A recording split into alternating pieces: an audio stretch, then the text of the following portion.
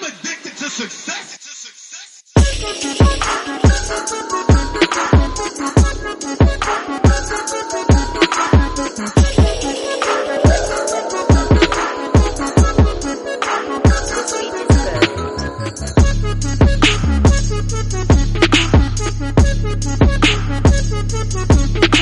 What's up? What's up? What's up?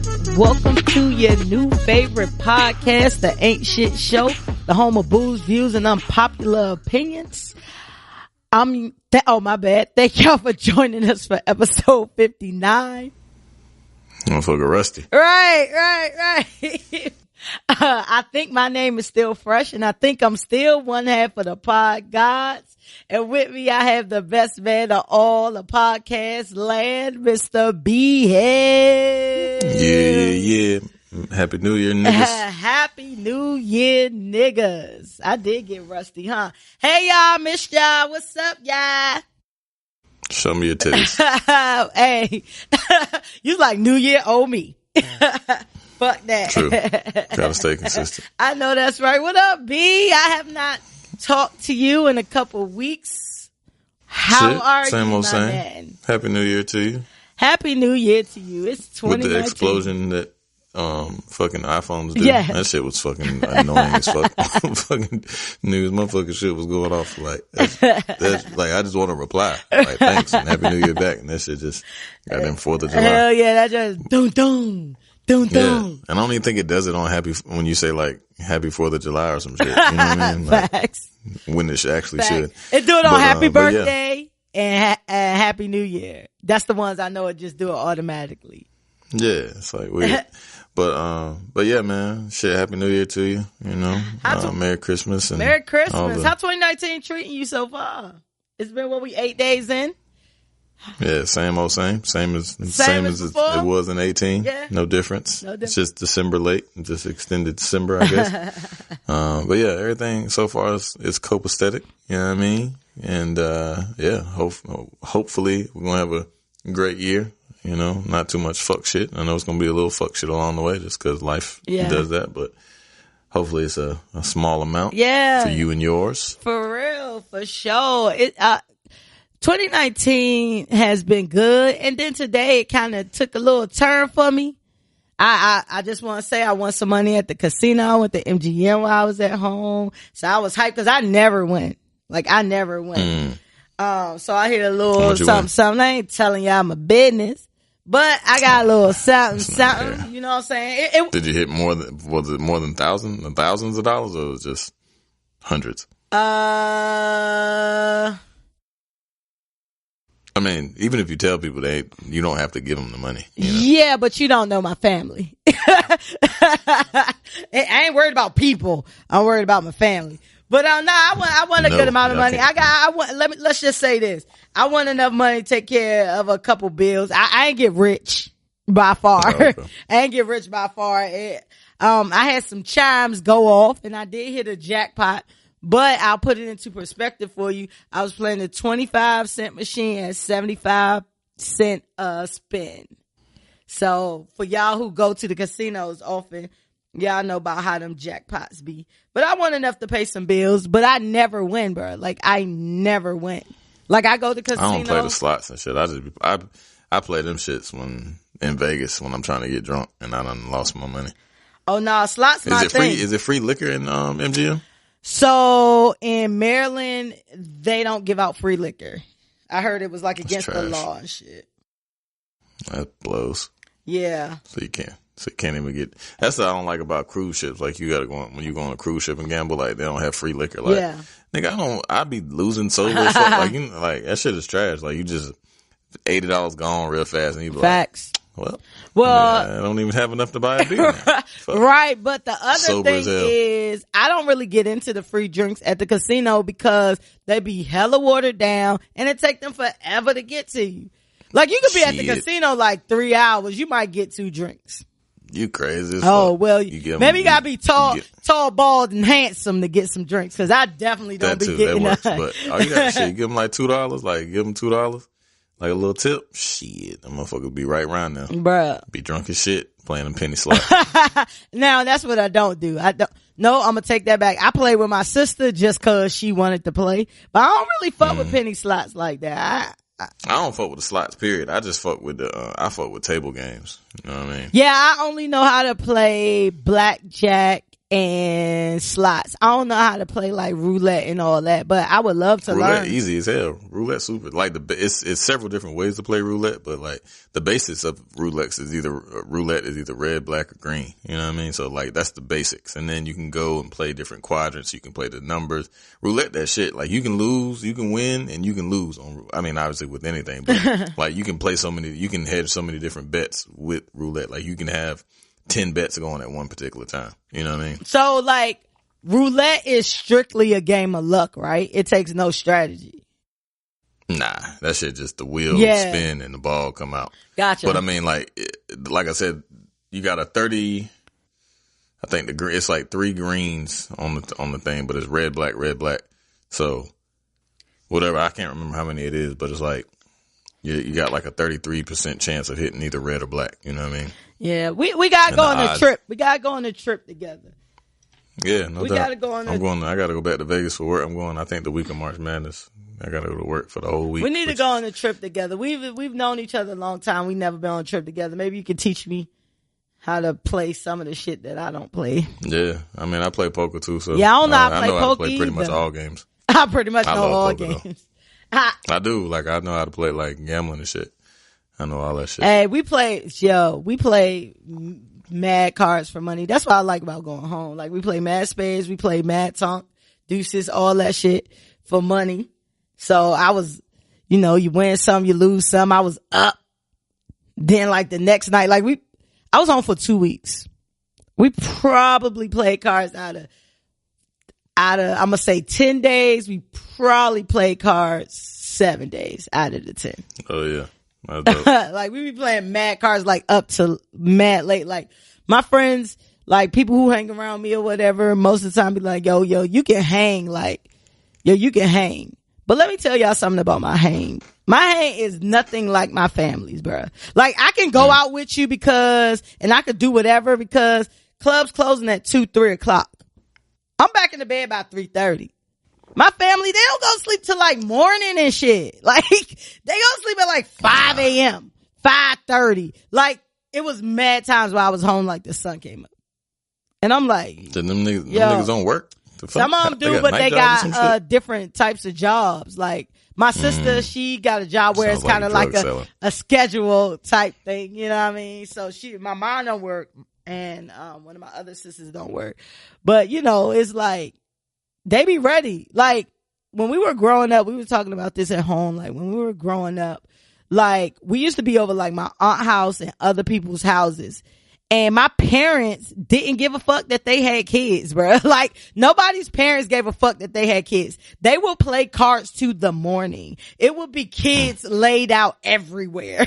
Like all over the lawn, the living room, the upstairs. Like it just be mad kids sleep everywhere. And they used to play that. And like now that we old, like they do the same thing. But the difference between us and kids today, them kids be up right with us.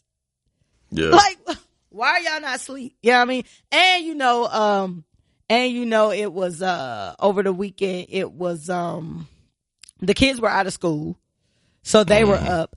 And, I'm from DC or whatever, and mad people work in like the government and shit. Oh yeah, the shutdown. Yeah, shit. So they didn't have to work. You know what I'm saying, man? Man, shout out to the people that's, holding it down, not getting paid while Trump having his fucking tantrum, know that nigga said they will adjust. To not having money? Like, who the fuck can adjust to not having money? Right, like your bills don't adjust, bro. Like that just shows like how out of touch like Trump is with just like a regular person and shit. You know what I mean? Like they will adjust. Nah, that's not how it works. Niggas living check to check. Shit, yeah. Majority of niggas living check to check, my nigga. Like, hell yeah. Like, and you shit, I'm living check to check, and I got a savings account. But exactly. That shit, I live based on the 1st and the 15th, and now my new job, like that shit is weird. Like I get paid on the 1st and the 15th versus like every other Friday or every 2 weeks type shit. Yeah. That shit is trash. Yeah, I think I'm getting a little bit spoiled with my new job, getting paid every 2 weeks. Like, I'm like, oh shit. Trash. Like, oh, all right. Like, oh, cool. So first check, I can pay all my bills. That's lit.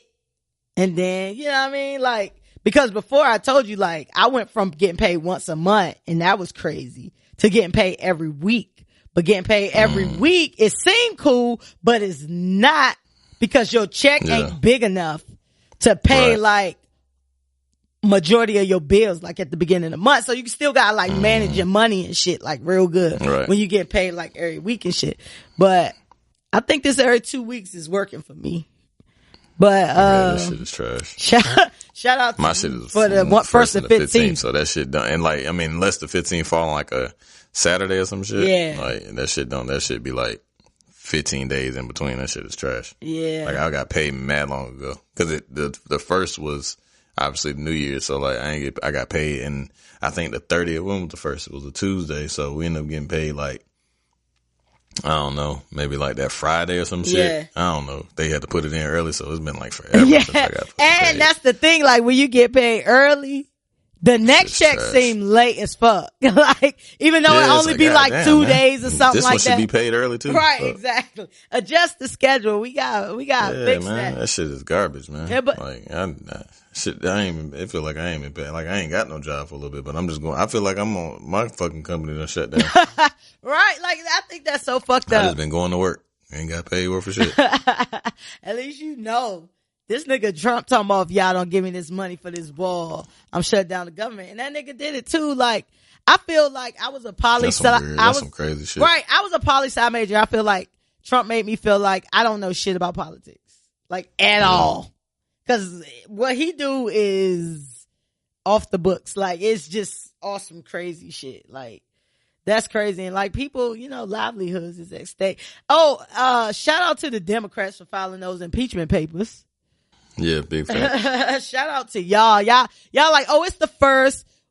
We got the House. Let's get it. Like, yeah, like, well, there's no need to stop. Right.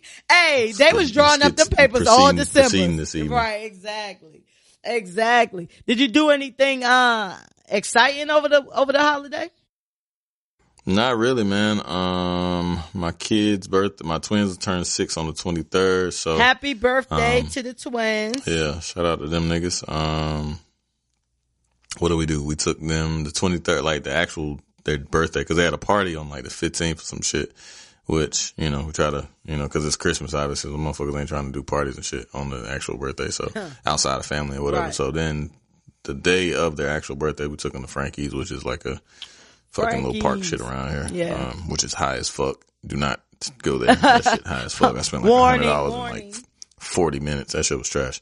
And then we went there, and then my little girl wanted to go to Conky for a dinner and shit. So we went to that. And then, they get separate. They get to pick what they want to do. Nah, I mean, she just was like, I want to go to Conky. I want to go. She was like, I want to go where they make the food in front of you. Oh, like, all right, cool. That's so sweet. That's I love that. So, I love twins, but I feel like people gotta have their own identity as well. Yeah, you know what I'm saying? I mean, so I like so that. They're gonna have their own identity anyway. But I'm saying, like, as far as the parents, like, cause I know parents who kids are not even twins, but like super close in age, like a year apart and shit like that, and they treat them like Irish twins. Is that what this is called? Mm-hmm. But they treat them, you know what I mean? They dress them alike, and I mean, like, they don't get to have their own identity. So for twins, I feel like it's extra worse, where it's just the parents try to make them two of the same person and shit. Yeah, we never dressed them alike and none of that shit. Like, maybe like, I mean, one they're boy and girl, so they obviously couldn't. But like, Dream would have a little polo dress or some shit, and Night have like the kind of a matching shirt, but yeah, not really. Like, they kind of do their own thing. Oh, okay. Which is, yeah, they do that shit even because they're in class together, and typically, like, they try to say they don't like to have twins together because they kind of lean on each other, but like, they don't even really kick it in class. Like, they'll talk and shit when the moment strikes. But she like, I know you, but I mean, but like, my neighbors are boy and girl twins, and like, they lean on each other a lot. You know what I'm saying? Like, they like be, can't be without one another type shit all the time and shit like that. So it's just an interesting dynamic they got. But yeah, so yeah, we did that, and Christmas was Christmas, you know what I'm saying? We went to the movies and shit, trying to like do some new traditions and shit, like go to movies on Christmas Day type shit. So we went to the movies Blackish and shit. Yeah, you know what I mean? So we went to that, did that, and that shit was pretty dope. That was pretty much it. We ain't really do nothing out the norm, you know what I'm saying? Too crazy. Oh, that's nothing what's too up. crazy. That's what's up. Yeah, how about you? You know, I said I was home for 2 weeks. I also went to I was in DC for I guess like 10 days, and then I went to Norfolk VA. Shout out to Norfolk VA. For a party, a birthday party. Shout out, happy birthday to Miss Tanya, to Deja, and to my nephew who turned 1, Hollywood. Young, I got a sign named after Young Woody, in California. Yeah. So that was cool. That party was cool. My nephew party was on Sunday. And he had a Blues Clues party. To everybody who hit me up about what I talked about as far as the gifts for my nieces, update for those who didn't listen, you should listen to those episodes just cause. But anyway, I told y'all I gave my nieces books about money, age appropriate books about money and investing and entrepreneurship and all things encompassing. And so people were hitting me up like, yo, that's a dope idea. That's a dope idea. They love it. They love it. So shout out to y'all for hitting me about that. But I just want to update y'all since y'all seemed a little invested in that. 2 of my nieces did it. 1 of them did not. My oldest niece, she did it. She did it at the very last minute. She's 13. I took the paper. They had to give me the older 2 had to give me a 1-page paper. The 8-year-old had to give me a half a page paper, because her book was just shorter. But the 13-year-old did it. And she got her money. I quizzed her on it and gave her a good little talking to about it. I was super duper proud of my 8-year-old niece. Like when I gave them the present, so I gave them the books. I wrapped the books up. I had all 3 of them together. I made sure they were all together before I opened it. They opened the present and it was the book. And so I explained to them, hey, here's this book, blah, blah, blah, blah, blah, blah. You know, I want y'all to read this. You basically got 2 weeks. You need to get this to me by Friday because I'm leaving on Saturday. You know, and they had basically 2 weeks to do it. My so I gave them $100 in ones with a band, like $100 band of money, because I know how kids are. You know what I mean? I know how people are. The band made a bigger impact than if I gave them $100 bill or, you know what I mean, 520s or something like that. So I was going for the drama of it as well. So, yo, my 8-year-old niece lost her mind. Like, oh my God. Like you would have thought she was rich. Like, she like, oh, so, you know, the thing I loved about her, she was just like, Aunt Sean, like, I was thinking about this. I've been thinking about what to do with my money. Like she 8. You know what I mean? Like she was like, I've been thinking about this. I'm so glad you got me this book. Like I'm going to do this. And then later on this Christmas day. It's going to be special. Right. Then later on that day, she came and she had got a pen and pad set or something. It said like a little fierce or something like that. It was something like some girl stuff you get out of like Claire's Forever 21 or something like that. And she came to me with her pen and pad and she asked me for the directions again. She said, Aunt Sean, what needs to be in it? And she wrote all that shit down. The other 2, the 12-year-old and the 13-year-old, they didn't ask me nothing else about it. So she wrote all that stuff down. Not only did she write it all down, I saw her, a few days, but then like she would call me like every other day and just tell me that she working on it. So shout out to Monty. That's my youngest niece. She's special. If y'all follow me, if y'all know me in real life, that's the dancing machine. She always dancing on my IG story, on my Snap story, whatever you follow me on. She always dancing. So I just want to give a shout out to her. But my 12-year-old niece, I said, why you didn't do it? You know what she said?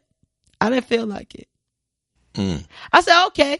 But this is what I think they thought. I think they thought I was going to get to them anyway. You know what I Oh yeah, did? for sure. Thank you. I need this $100. You know what I mean? Like, I need this $100. You know what I mean? Appreciate Ain't how life work, that. bro. Ain't how it work. And that was my whole thing. Like, it's a lesson. You know what I'm saying? And their parents, they got so much shit. Like, I've never, like, every year I'm amazed by how these hood children get this Carter's, motherfucking Smith family, motherfucking Diddy Combs family worth of shit every Christmas. They get so much stuff, man.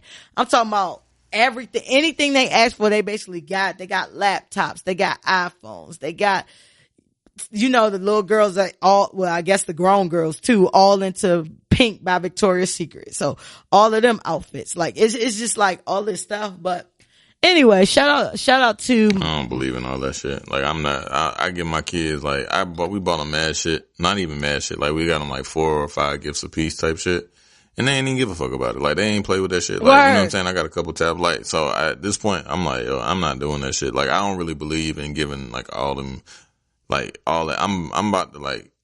We kind of made a vow, me and my old lady, like, that we about to go start doing, like, trips and shit. You know, more like trips and shit. Like, fuck, like, actual present. Like, they might get some, obviously, because it's their birthday and shit, but, like, that shit really don't last. You know what I'm saying? Like, you can, you know, certain things I remember from my Christmas and shit and getting certain things, but, like, more memorable trip, you know, would have been trips here and X, Y, and Z. And I heard that shit a couple different times. So I think, like, next year I'm trying to go to Disney and shit. And then, you know, just start doing more, like, trips and shit and making more memories versus like just giving you shit. That's what they gonna that's what they gonna remember. They're not gonna remember this other shit. You know what I mean? And I ain't finna go broke on fucking material ass shit because like January 1st is facts. Like, you know what I'm saying? Mortgages and dues in 10 days from that shit. You know what I'm saying? Yeah. Like that shit is stupid. Yeah, I mean, for me, like, you know, I do Christmas for my family because, you know, I don't have children. And so I don't have to spend all that money during the year. I buy my nieces and shit, you know, like periodically. I might give them some bread or something. But, you know, Christmas is kind of my time to like give back. And, you know what I mean? It's more of appreciation more so than it just being Christmas. But I learned a couple years ago, like, you can't be going broke for that shit. You know what I'm saying? I ain't going broke for that shit worth a damn. You can't go broke for that shit. Because they're going to need food on and December 26th, they need tuitions. And they need money for programs and I don't believe in that athletics shit. and all that shit. Thousands of dollars. I'm not doing that shit. Facts. No, I'm with it. And, you know, everybody who I get stuff for in my family, they seem appreciative. So as long as they keep being appreciative or not, because you could be just like my niece and my money could come right back with me. I'm not going to fight you. You got a book you basically got a book for Christmas, and that's fine because I'm just giving you knowledge here. So, you know, which is priceless. You know, get credit later. Exactly. Did you watch Bird Box? That was popping over the holiday break. Did you watch that? Yeah, I did watch Bird Box. What'd you think of that shit? I liked it. I mean, it was, you know, some corny parts and shit like that, but I liked it for the most part. Yeah, I liked it. I liked it a lot. I wasn't too fond of the end of it. I thought it kind of dropped off a little bit. Yeah, I mean, like, it like I don't want to get it, and then for some of y'all who have not watched it, but it just kind of like, oh, all right, like, what else? Like, because at the end of the day, y'all got to where y'all got to, but what does that mean for like the rest of the world? And it was 5 years. Like, I think they said they supposed to have a sequel or some shit. Hopefully, I would appreciate that. If it was I liked it though. My wife hated the shit. She hated it. You know, like, don't you hate like watching movies with motherfuckers who like just feel like they're in agony watching the fucking movie? This is so stupid. Why the fuck they open the door? I'm like, bitch, like, goddamn. It's a movie. Like, yeah, like, damn. Like, enjoy it. Hey, shout out to the grumpy old man who knew what was up. I hate watching movies with motherfuckers like that, man. I thought it was cool though. I really wasn't. I was really all in until like the last 5 minutes maybe. And then I was like, oh man, but if they come with a sequel and kind of wrap that up for me, I'll be super good with that. Like, super good. Oh, I wanted to let you know too that, and I just want to go on record. That's why I'm saying this on the podcast versus texting you. I did listen to Nipsey Victory Lap. Great album. And I wanted to say that on the podcast because I always listen to eventually what he asks me to, which he never listens to shit I ask him to. Even though she doesn't ask me to listen to shit except for singles. Because I gave up on him. But I think it was she asked me to listen to was Wale. I told y'all it's been 20 years. I didn't ask him to listen to mad shit. She's not telling the truth. It's the only thing she's ever asked me to listen to was Wale. No, I know you don't like Wale. I'll send you like a single or something like, yo, this shit bad. And I'll listen to it. And then I don't think you listen to it. First of all, if you send somebody something that lasts 3 minutes and 58 seconds and they respond to you in 30 seconds, they didn't listen to that shit, my nigga. Like, that's what B does. I just want y'all to know that shit. No, she sent me the last shit she sent me was the fucking Gucci Man fucking and Kodak Black shit. I love that song. That's like one of my favorite songs. I don't even like the song now. I love that song. That's one of my favorite sonds. Like, that shit dope as fuck. So. But I listened to Victory Lap, what I wanted to say, and it was cool. It was cool. I thought it was well produced. It's probably not something I'll keep listening to, but I told you I'm not a huge Nipsey fan, but not because he can't rap or anything like that.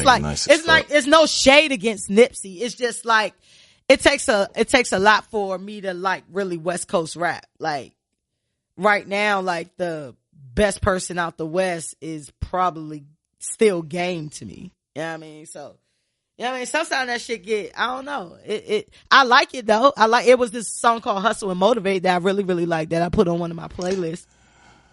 Hustle and Motivate. Yeah, I like that. But I like Nipsey. I like Nipsey I like Nipsey as a person. I like his swag. Like, I like it cool. Ambrose, shit with CeeLo, I only listened to it once. Like, it was cool. Jesus Christ. No, it was shit some with joints. Diddy, It was Blue Laces some joints too. on Like, there. that shit is nuts. That shit is, man, I listened to that shit 2 days ago at work and was vibing. That shit was, I love that. Yeah. Like, again, no shade. I liked the album. I thought it was well produced. I thought Nipsey raps well. It just wasn't music that pulled me, that will pull me back.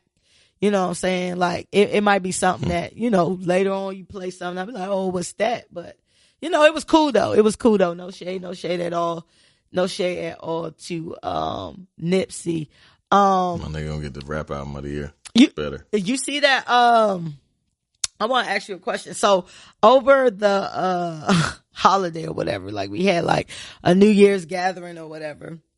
And once you start inviting people and people start inviting plus ones. First of all, let me get this straight. Let me get y'all straight. Plus ones can't have plus ones, my nigga. Like, if you're a plus one, you can't have a plus one. And if you do want to have a plus one, you need to run that by the original person that was invited. So the original person that's invited can run it by the actual person that's throwing the gathering. Okay. So let's give y'all a little bit of etiquette in 2019. If you are a plus one, do not invite a plus one without going through the proper channels. But there was a plus one situation where then the plus ones invited plus ones at my crib, and it was, well, at my mom's crib. But they were like friends of my sisters, whatever. But, it was a girl, it was some young girls that came in there. When I say young girls, I'm talking about like 21. Almost everybody in the function was 30 plus. You know what I mean? So they come in and like everybody in a certain part of the house, they walk in. It's 2 a.m. It's after midnight. You know what I'm saying? We still going. They come in, I guess, after the party that they went to. So they come to our function and go to the other side of the house and didn't even speak. Like, you walk in the door and don't even speak. First of all, I don't know how this applies to the 30 and under, but the 30 plus, we require you to speak. Everybody from 30 to 100 requires you to speak when you come in the house. Period. Yeah. You know what I mean? Like, even if you like, hey, everybody, you ain't gotta go around giving people hugs and shaking hands, but just a hello, how you doing, wave your hand, whatever. Anyway, that irritated some people. Anyway, what it ended up leading to, one of the little girls, was a little bit too drunk. Actually, that's funny because that's what ended up happening at the end of the night. But, but Happy New Year, bitch. They invited some little boys. And I say little boys because they was around their age. They was like 20, 21-year-old little boys. So it's like. Your brother beat them up. Bro, like it popped off because one of the girls got too drunk, kept spilling drinks, whatever. My sister go over, try to calm the situation. The girl turned up on my sister. Let me tell y'all about my two sisters and my brother. My two sisters and my brother, they don't mind fighting. Like, they don't mind. And one of the things to know about, especially my two sisters, the calmer they are, the worse it is. So I just hear my sister saying, don't do it to yourself. Don't do it to yourself. And I'm like, oh shit. So I walk around, see what's going on. Anyway, we end up getting the girl out the house. The boy trying to get the girl out the house. They trying to get the girl in the car. The girl is still trying to get out the car. So I'm just like, yo, if she get out this car, they're going to beat the shit out of you. We talking about like 20 plus people. First of all, you super bold to turn up inside of somebody's family home where all of their people is. Yeah, that's why. Like, that's why I don't care how bad you are unless you got a gun. And then even if you have a gun, you better hope don't nobody else got a gun. You know what I mean? Like, so. To be in an enclosed space of somebody else's and turning up and you don't know nobody, yo, you bold. But me and my brother was trying to let the girl get out of there because we knew she was drunk and we knew she was young. Anyway, this is my question though. And this is regarding this situation. And did you see the shit at the McDonald's that happened while we were on break with the white guy grabbing the girl and the boys basically trying to pull the girl off the white guy versus the other way around? So the discussion that I had was, when do you jump in a fight? Like, when is the appropriate time to jump in a fight? Or when should you jump in a fight? I'm of the ilk that, like, unless it's like, I ain't really with the fade, like the one-on-one fades. Like, I'm like, all my friends, like, if you my peoples and shit, we about to beat your ass. Like, you know what I'm saying? Like, the whole one-on-one, I ain't with the one-on-one. Oh, you ain't with the one-on-one? That's crazy. Yeah, I mean, I'm with the one-on-one. Like, I'll fight individually for myself, but like, if one of my peoples and shit, nah, fuck that shit. Get the fuck out my nigga face, or my homegirl face, or my girl face, or, you know what I'm saying? X, Y, and Z. Like, nah, I ain't with none of that shit. We all fighting. Goddamn. So if it's one person, like, you jumping in regardless. Yeah, get the fuck out of here. Like, especially if you starting some bullshit, like if you were the antagonizer, oh yeah, you getting that work. Fuck that shit. We all gonna beat your ass. Yeah. So that's crazy because like if it was just like, if my homeboy started the shit and like he just being a dick, you know what I'm saying? Then yeah. But if you on some fuck shit and you just being the dick and being an antagonizer, you gonna get your ass whooped. Fuck that shit. I'm gonna knock your ass out. Somebody gonna steal your ass, gonna kick you in on the ground. You just shouldn't have did that. You made the wrong choice in the decision that day. Yeah. I feel you on that. Pay. I think so. They were talking about the dudes in the McDonald's. For y'all don't know, it was y'all should know, but for y'all who don't know, it was a white guy asked the girl at McDonald's for a straw or something like that. She said that he wanted the straws outside in the lobby area. She said that they couldn't have it outside in the lobby area. From the information that I got, is some law in whatever state that they in now that you can only have straws behind the counter or whatever. Anyway, he didn't like that answer. He fucking yanked her up and she just started stealing on him. What he didn't know is that she was like a boxer and shit. Give him that word. So, and then you have the black boys who are being dragged on social media, because they didn't help her.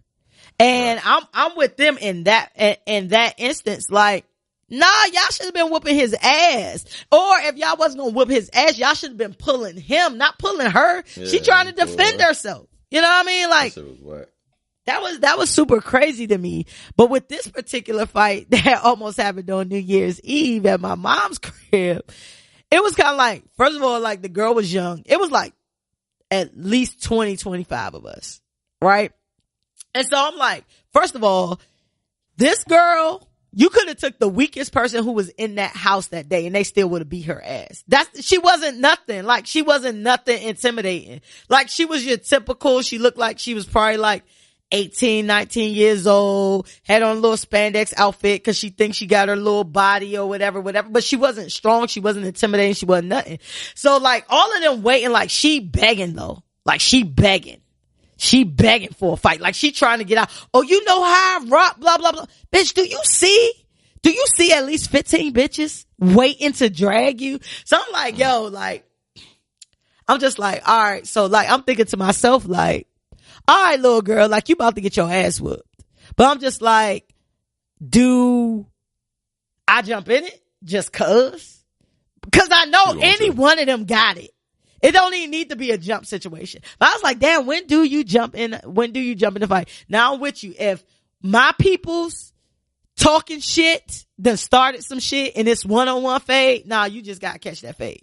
And my people's talking shit, but starting to get jumped, then I gotta jump in. Then I gotta cuss you out later. No, we gotta get our ass whooped together. Then I gotta jump in. Like, yeah, exactly. I can't like just be in the car with you and you lump the fuck up and I'm not. You know what I'm saying? Like, right. I don't know. Like, my morals ain't like that. Right, like, yeah. I don't want to get my ass whooped, but we gonna get our ass whooped together. If yeah, you gotta help. You gotta help your people. Yeah. You gotta help your people. But if your people's in a situation where, like, this particular situation where I know one of them could beat her ass, two of them definitely gonna beat her ass, like, do I even need to jump in it? Like, I mean, it's discretion, obviously, but like, you know, like if a motherfucker, like if it's like 3 of y'all and one of him, he got to get his ass whooped. You know what I'm saying? Like, I don't play that. But if it's like a gang of motherfuckers and shit, and then you know, if it's sometimes motherfuckers just be like, nah, I'm straight. Like, they just want to get that good old one-on-one in. You know what I'm saying? So, you know, gauge the situation. But I'm not beneath fucking jumping a motherfucker. For real. I would, yeah. Crisscross on their ass. Jump on their ass. Fuck out of here, man. Hey, that's funny. Especially if you start the shit. Yeah. Like, fuck she out of here. wanted it. Like, me and my bro, we was just like, yo, just let her go. She drunk. But she kept on. And at a certain point in time, I was like, all right, y'all fuck her up. Yeah, like, motherfucker, you gotta give them what they want, man. Exactly. Hey, you gotta give them what they want. Exactly. But what's the funny part is she ended up coming back in the car because she left her purse. I ain't gonna even say who, cause I don't even want to incriminate, but she ended up getting punched in the face through the car window. Good. Right. She deserved it. She super deserved it. She super deserved it. Oh, yo, that was funny. Oh, shit. But yeah, man. Oh, Brown and Proud. Let me give Brown and Proud. I think we talked about this or talked about him. I don't know if we put him in Brown and Proud, but I feel like we talked about it a little bit on a previous podcast. But I just wanted to shout him out today because Black Enterprise named Spectacular Pretty Ricky Innovator of the Year. Oh yeah, for sure. For his, he got like a top 40 company. Yeah, like his company is called AdWizard, and it's a social media company that uses detailed analytics to help companies target their fan base through various channels. So basically, what he does is he takes social media stars or whatever, or he said that you gotta have a minimum of a million followers, and basically what his company does is pair you up with like ad agencies and shit like that. And like it's a LA based company. The nigga got a 25 person staff. He got people on his roster like Birdman, Jermaine Dupri, Trina, Draco. He was talking about shit on the Breakfast Club a while ago. Yeah, word. Mm-hmm. Yeah, he said Kevin Haidt, like Gavin Gates, Fat Joe. But the nigga worth $65 million. Yep. That's crazy. Last time I saw Spectacular prior to this, he was in a red thong humping a folding chair on YouTube or some shit or social media somewhere. Yeah, that nigga he going to Stanford or Harvard Business School, some shit like, yeah. Yo. Nigga dope. He doing his thing. That's dope. He's smart as shit though. Like he had been, like I said, he was on the Breakfast Club. Pretty Ricky was on the Breakfast Club like 2 or 3 years ago, and he was talking about that shit. Like, he was laid back in the cut, like, you know, like Charlamagne was like, so you really don't even need this shit. He was like, yep. He's like, I'm just doing it for y'all. Like, I'm just doing this shit on the strength. You know what I'm saying? He's like, I don't even give a fuck about this shit for real. He's like, I like the music, but he's like, this shit ain't where, you know what I mean? My money getting made elsewhere. Yeah, he probably ain't even making a motherfucking 2% with Pretty Ricky that he making with this company. But I always like to shout out people who just came from somewhere unconventional. Or, you know what I mean? Like, I just think that's like the dopest thing in the world. Cause Like, don't count nobody out. I also want to introduce a new like segment that's like a cousin to Brown and Proud. And tentatively, I want to call it Pop Champagne. And what Pop Champagne is basically like people that we actually know or our listeners that's doing dope shit. You know what I'm saying? So, that's cool. You know, if y'all as the listeners and y'all doing something dope, send it to us at the ain'tshitshow@gmail.com and we'll put you on. Pop Champagne. And like, let's just celebrate. Right. We need to, I feel like we need to, and this is just going off of what we talked about a couple podcasts ago. We're talking about celebrate yourself, man. Like, we doing dope shit. You know what I mean? Like, take that time to celebrate yourself. And actually, the person I want to pop champagne for, is actually one of your people, B. Who that? Producer, Perfect Harmony. Oh yeah, he did our introduction. So shout out to Perfect Harmony. And he worked on the Quavo Honcho album that's now certified gold. He engineering shit. Yeah, he mastered and mixed and shit, and he does a lot of fucking product. Well, not he does a lot of mixing and mastering for the whole QC shit. So he got credit on the Lil Baby project and all that shit. So yeah, nigga doing his thing. Nice. Shout out to you, man. Since I known him, like he was 12, some shit like that. Shout out to you. Pop champagne. Pop champagne to Perfect Harmony. Sure. Follow him at Perfect Harmony. And that's HARMANY. Not Harmony, but Perfect Harmony. He's super talented. For all your production needs, he can do pretty much every fucking thing. He makes awesome beats, as you can tell for the intro, but that's just like obviously a 30-second. He got all type of shit, plays keys, fucking super musically inclined. You know what I mean? So shout out to that nigga. That's my nigga. Shout out to him. I thought that was dope. And like I said, for 2019, we need to do this for ourselves. If you or I do some shit, or this podcast do some shit, we need to pop champagne for that shit. Listeners, if y'all do some shit, listeners, we need receipts though. It's not you about to start a business. We want to know you've started and work the business and all that. But we'll definitely shout you out. You know what I'm saying? Like, we gotta big each other up, man. We definitely gotta big each other up. Hey, before I get into our next segment, which would be litter shit, I got another question for you.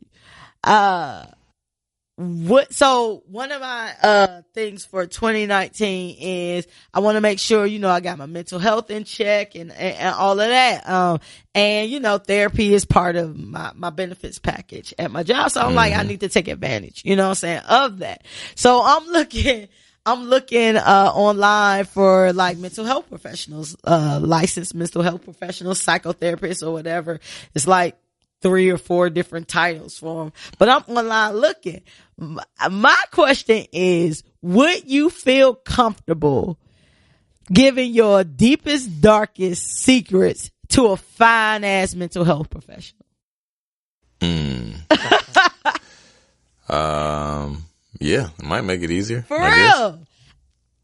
Yeah, I mean, hell yeah. I feel the opposite. I mean, if you ain't trying to talk to them, you know what I'm saying? But if they fine, you can't help but, I mean? Find them attractive, but that might make it easier. Like, I like talking to more attractive people than I don't. I like talking to more attractive people. For real, like, it makes it easier. Like, just make the conversation go. Like, cause I won't mind looking at you and shit. See, I'm looking for like some lady that's like in her late 40s, early 50s.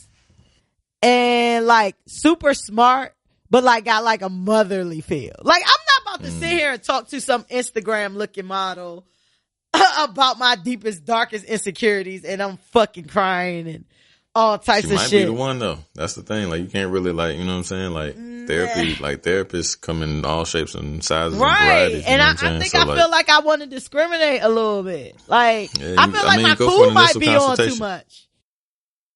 Go for an initial consultation, see how I feel. You know what I mean? If you don't like it, you can always move. Yeah, I think I'm gonna go with the latter first.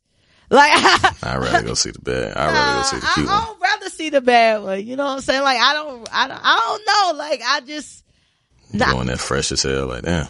Yeah, that's what I'm saying. I'm gonna be thinking about all the wrong shit. Like, yo, is my shit right? Da da da da da. And then, you know, you just gonna be. I feel like the inclination is to not be vulnerable. Like, yeah. I mean, you can't be snotting and all that. If she a good therapist, she gonna make you vulnerable one way or another. You know what I mean? Yeah, I feel you on that. I feel you on that. I mean, give it a shot. No, I'm not. Either way, give it a shot. Oh, yeah, I'm definitely get a mental health professional.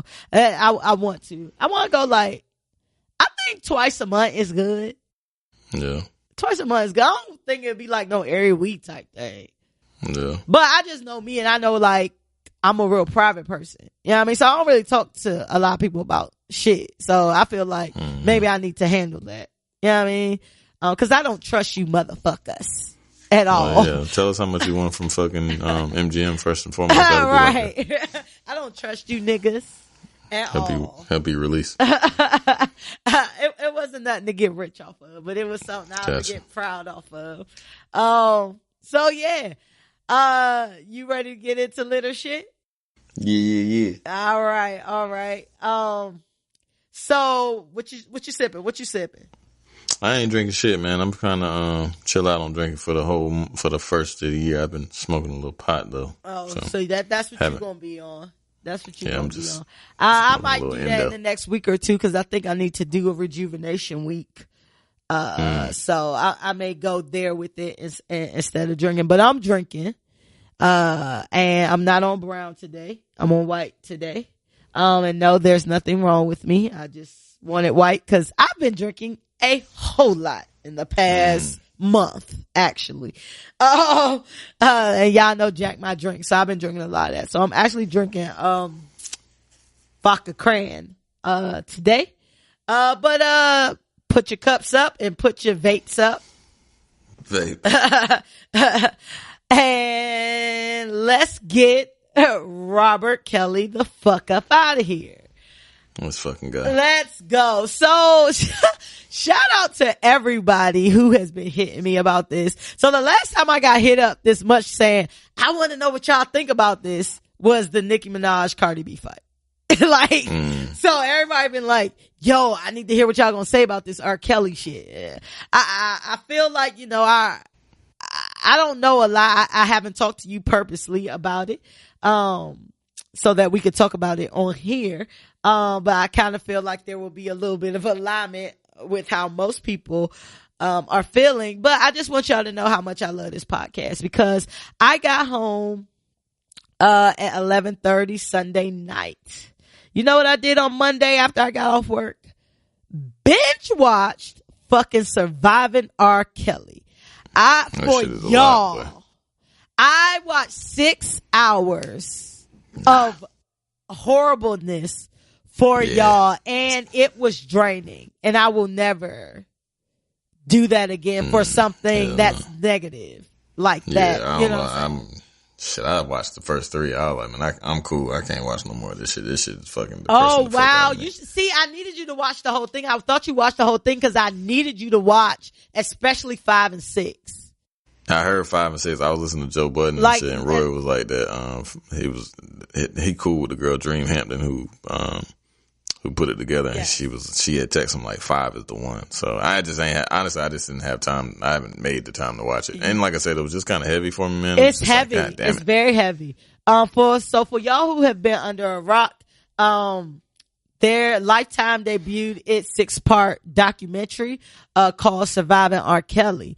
It was produced by, Dream Hampton, who is a writer, filmmaker, cultural critic, and like hip hop journalist. For those who follow hip hop, y'all may know Dream Hampton. I know Dream Hampton as far as her reputation and what she's about because she was like the editor of The Source. She worked on a bunch of books. She worked on Decoded and the Black Book for Jay-Z and all of that. But this documentary that I feel like was very well put together, was about the sexual abuse allegations against R. Kelly, and basically how we as Black America has been letting this nigga slide Right. all of this time. So I just want to give y'all a high level, like, what the episodes were about. So the first episode was called The Pied Piper of R&B, and that basically just talked about his rise to fame, like a little bit about his background and like all of his siblings being molested pretty much. Is 3 boys and 1 girl. It talked about him, the rumors of him being married to Aaliyah. And then like the second episode was called Hiding in Plain Sight. It basically talked about his marriage to Aaliyah, how that was annulled, and how he continued to go up the charts. And then he married Andrea Kelly, like in the secret ceremony. Episode 3 was about the sex tape. So that's when the sex tape came out. How the paper in Chicago discovered these sex tapes, and R. Kelly having all these underage girls in compromising positions. The 4th episode was The People versus R. Kelly, and that was about him going on trial for the child pornography charges and participation with sex with a minor. Now the 5th and 6th episodes were focused on basically this sex cult that he currently has. And what we're learning is that R. Kelly basically been having these sex cults since the beginning. And it goes into the more recent news about R. Kelly having the sex cult in Atlanta, and the girls, that is in this sex cult, how they've been, sexually abused and psychologically abused. And, the mothers and the parents are trying to get their daughters back. And then the last episode was, the 6th episode was Black Girls Matter. And Black Girls Matter, was just, people commenting on his fall from grace, how he's just been this sexually brazen, superstar, and how basically he does things in plain sight and say, basically, I dare you do anything about it. The 5th and 6th episodes, the whole thing was great. As far as production and things like that. Yeah, it was very well done. The story itself is fucking horrible. That shit was trash, bro. Like that nigga is he's deplorable. He should be he should die. Honestly, he should die. Yeah. Like, I wouldn't be mad if if nigga said he died tomorrow, I'd be like, oh, damn, it's crazy. Like, wow. All right. Anyway. Like, you know what I mean? Like, cause he's ruined so many lives. You know what I mean? Like, so many fucking lives. Like that's how I felt about it too. Like I just felt like I was already, I'm gonna take my part in this. I feel like when the shit first went down, I remember I was young. This was like, early 90s or late 90s. Cause R. Kelly came out in the early 90s. The Leah shit kind of happened like late 90s. And I've already told y'all before, like, R. Kelly was my first concert that I went to. I personally was in love with R. Kelly at that point in time. Like, I loved R. Kelly. This was bald head, public announcement, R. Kelly. And that was the first concert that I went to. So I'm just like, yo, like, parents were taking their kids to like this concert and shit. Like, I was one of the kids. Like, literally, I was like 13, and based on how this documentary was, like, any one of us in that age range back then could have been a part of this R. Kelly shit. Yeah, all you had to do was go backstage pretty much, or be in a position where he could notice you and see you. And it was crazy because they said that he dropped out of school in his senior year, but he always went back to the high school. Like, even when he popped off, like, he was still going back to the high school. He was old as fuck. Oh yeah, he was old as fuck, still going back to the high school, picking the kids up and shit. And I just, not even the seniors. Not the seniors. This nigga picking up the freshmen and the sophomores and shit.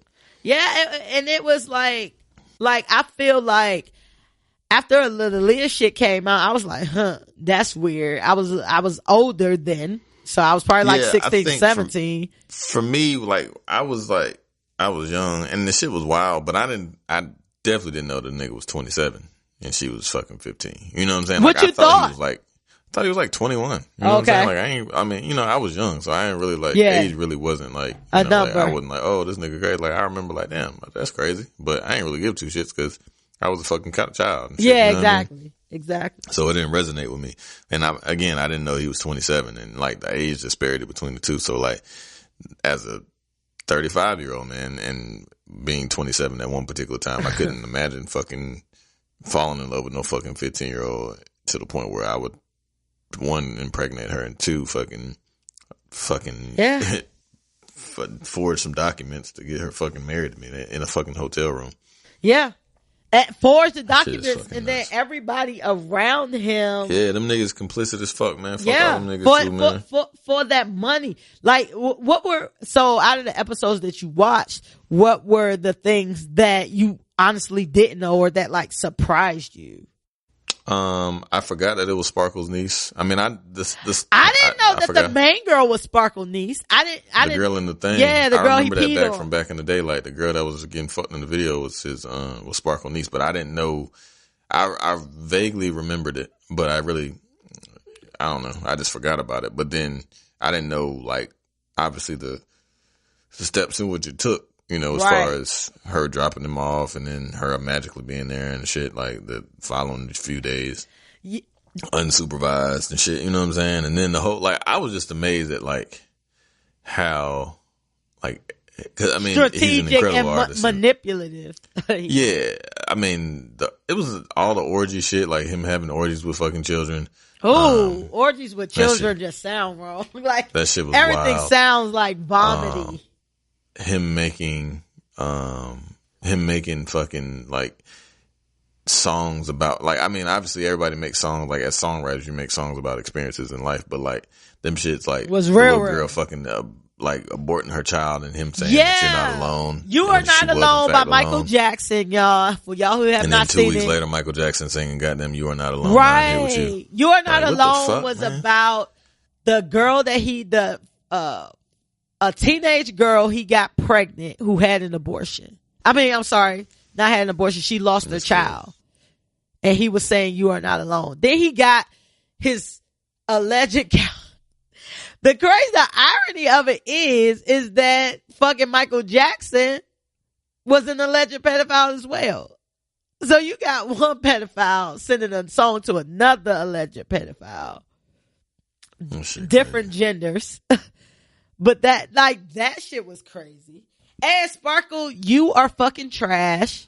Yeah, Sparkle, you trash. You trash because you said you knew he was controlling. You knew something wasn't right. Even if you didn't know that, you know, the details about him, you still introduced your niece to him. And you fucking stupid as fuck. And you trying to play both sides of the fence like, oh, I didn't know, like, I regret it. I get it that you regret it, but at the end of the day, you still put your niece in the lion's den. Hell yeah. You with did. With a fucking T-bone around her damn pussy. Oh, like, Lord. Fuck. I mean, for real. Yeah. Like, that nigga could not wait. Like, it's like, that nigga had her, man, I just came in that motherfucking seen my niece in there without her fucking parents, and she talking about, bruh, I got dropped off. Shit. Nah. Ape shit. What? Ape the fuck, shit. Nigga? Oh, nah. Ape shit. And that's why I feel like you, especially as a parent, need to watch episode 5 and 6, because these parents in episodes 5 and 6 were some bullshit. Like, y'all knew what R. Kelly was about. Y'all knew this. Like, we talking about parents of, like, in recent time. Like, we ain't talking about back in the day parents. We talking about now. Like, these girls who have been with R. Kelly since 2012, 13, 14, 15, current. You know what I'm saying? And one of the parents who they say they lived in Orlando, but I think they was from Baltimore. Both of them had 2 very heavy Baltimore accents. Mm-hmm. They took their daughter to the R. Kelly concert. R. Kelly pulls the girl out of the crowd to dance with her. One, they let her dance with her. They let him dance with her. And then talking about she was trying to get a record deal. You think R. Kelly looked at your daughter and say, oh, maybe she know how to sing? And then the father was like, oh yeah, like, I mean, I knew, but I felt like as long as I was watching her, that she would be good. First of all, you think a lion not gonna be a lion? Like, right. And why would you put your child, like, I was like, 5 and 6 made me so mad. Like, why would you put your child, one, in a situation where she has to be watched all the time? Yeah. As a 16, 17-year-old child. Like, why are y'all parents selling y'all daughters to this guy? And then my second question is, besides Aaliyah, who has R. Kelly put on? All the artists that he worked with were already famous, and he did work with them. But who did R. Kelly like really put on besides Aaliyah? That's true. Fucking what's some of my niggas' name? Gotti and what's that nigga name? Gotti and Boo. Oh yeah, they didn't even pop. Like y'all put this nigga. Y'all put y'all kids, like, that was so disgusting to me. And the father, like, by episode 6, he was like, yo, I feel like less than a man. You should feel like less than a man. Yeah, beat your fucking ass. You took your own daughter and put her with this guy. And, like, R. Kelly was so fucking strategic with the way he did shit. Like, it was crazy. And then on episodes... all his shit was strategic because he had a team of people. Like, it was impossible for him to be able to do that solely by himself with being as busy and being, you know what I'm saying? Like, he had a fucking team of fucking nasty motherfuckers who were fucking at his beck and call doing his fucking bidding. You know what I mean? Like, they just as fucking nasty. Because I'd be damned if I know somebody in the other room fucking a child and I'm like, oh, okay, well, scrolling on my fucking phone. Like, you know what I'm saying? Like, nah, man, fuck out of here. Right. So you saw, like, I don't know if you saw the clip of Master P or whatever. Yeah, and he was talking about that shit. And I'm 100%. R. Kelly, you need to get the fuck up out of here. 100%. You need to go. You need to go to jail. You need to be killed. If he ain't still in Egypt right now, he's a damn fool. Ain't no goddamn way I'd be on U.S. soil. What? But what Master P was saying was like, how you know your daughter ain't here and you ain't willing to burn that bitch down and get your daughter out? Right. I don't give a fuck how old my daughter is. And she's missing and she under some shit. And like he said, it'd be different. Your daughter come to the door and say, look, I'm not trying to go. If they grown, ain't really too much you can do. I'll probably still grab my motherfucking daughter and throw her in the car. And now I need to brainwash her back. But these parents throwing rocks at the window. Talking about, come out. The other lady go to the hotel to try to find her daughter. Cause R. Kelly, this was around the time when, the Joycelyn Savage shit came out and she was on TMZ saying, no, I'm not being held hostage. Like, all this other shit. And so, like, when R. Kelly basically was putting her out there to make it seem like she could go and come and go as she pleased. But she was with another chick that R. Kelly had held hostage. Now, here's the plot twist to that, and you didn't see this. But the plot twist to that is there was a girl that one of the other girls recruited, but R. Kelly had her dressing like a boy. Like, she looked like a stud. She had like a low haircut, fitted hat, like she was tatted up, and the one person who was on those episodes that was on R. Kelly's staff said that R. Kelly liked the fact that this girl was a tomboy. So he kind of made her dress this way, like even further. Like, she might have been like tomboy, like athletic, maybe not as prissy, but he basically made her into like a little boy. And they said that was the girl that he basically played out like his boy fantasies with. Jesus. Like, the shit was crazy. So here's the other plot twist to that. You know, R. Kelly has a daughter. About 2 years ago, came out as transgender. Yeah, I heard that. And somebody told me that. And she's transitioning or has transitioned into a guy. Yeah. So, like, me, I'm thinking like, yo, like, one, you had a whole wife and 3 kids. Mm-hmm. Ain't no way you can tell me that you beat the shit out your wife. You beat the shit out of these girls and raped all of them, fucked all of them, or whatever, however you want to call it. and you didn't do nothing to your kids. And don't get me wrong, I'm not saying that the girl is transgender because something happened, but I'm saying we got two things that are kind of going parallel right now. Like, yeah, did something happen? Like, did he fuck with his own kids? Because we never really knew that R. Kelly had kids. We never really knew that R. Kelly had a wife. Right. Yeah, like the old girl, the thick joint, with the long hair. She had like a pink shirt on or some shit. She had got pregnant by bro, and the one with the messed up teeth, the 33-year-old, or she was a kid, or she was older. She was like 17. Oh, she was older. okay. She was like 17 when he bagged her though. Oh, nah, I ain't talking about the same one. She had like black pants and shit. Black pants. She had like the long hair. She was, I don't know, she was thick. She was cute. But he was like, okay. She had got, I don't know how to describe, the only way I can describe, I don't know her name. But she had got pregnant and shit, and he was like, what you want to do? And she was like, I don't want to have it because I don't know what you're going to do to my daughter. True. You know what I'm saying? Yeah.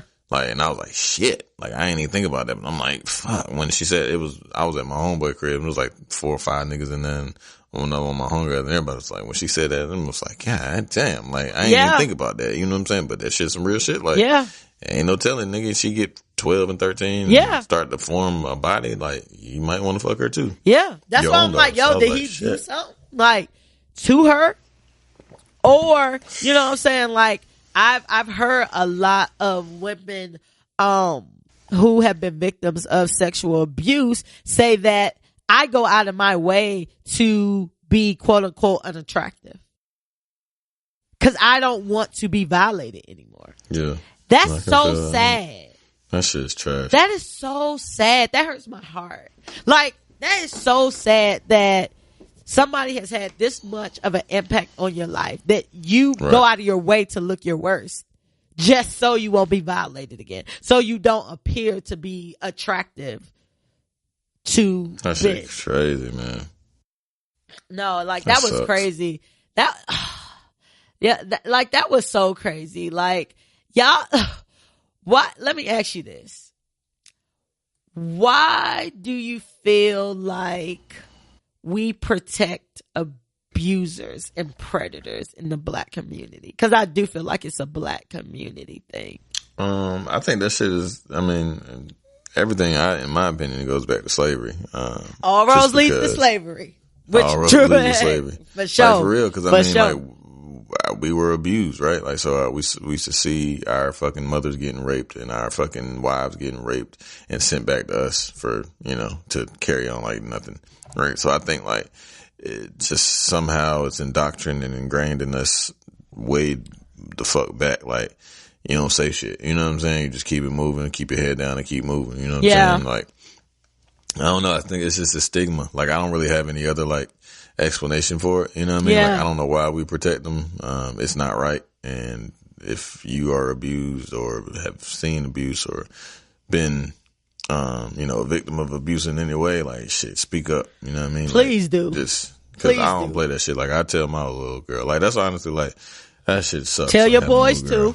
Yeah, for sure. Like, I don't nobody. We talked about that shit just now at the fucking, when I was giving them a bath. Like, your private parts. My little girl was like, why are private parts called private parts? And I was like, because they're private and they're yours and you don't show them to anybody. Yeah. And you don't let anybody touch them. Yeah. She was like, oh, okay, I got you. You know what I'm saying? Like, I've been talking about that shit since they were fucking, they can understand shit. Like, you have to, because Carrie Kelly, he was saying that. So they got raped by their sister. They were saying sister when he said their sister, but for whatever reason, I was going with maybe the mother because wouldn't nobody say nothing. So it was kind of like they were saying they were abused, but wasn't nobody willing to throw the abuser under the bus. So I was like, maybe it was the mother, because you remember they were talking about, R. Kelly was so obsessed with his mother. And he said that she used to wear this lipstick. And when she drank out of a glass, he used to make sure he put his mouth on the same part of the glass his mother used to put her mouth on. Like, creep alert, creep alert. That's the edible complex. Yeah, Oedipus. Edible. But I mean it in like a past tense. Like Oedipus, but edible. Gotcha. I think that, you know, so what one of the commentators, I can't remember who it was, but they made a very good point about the black community protecting predators and abusers, and R. Kelly in particular. And it's one of those things where, you know, that society is against black men.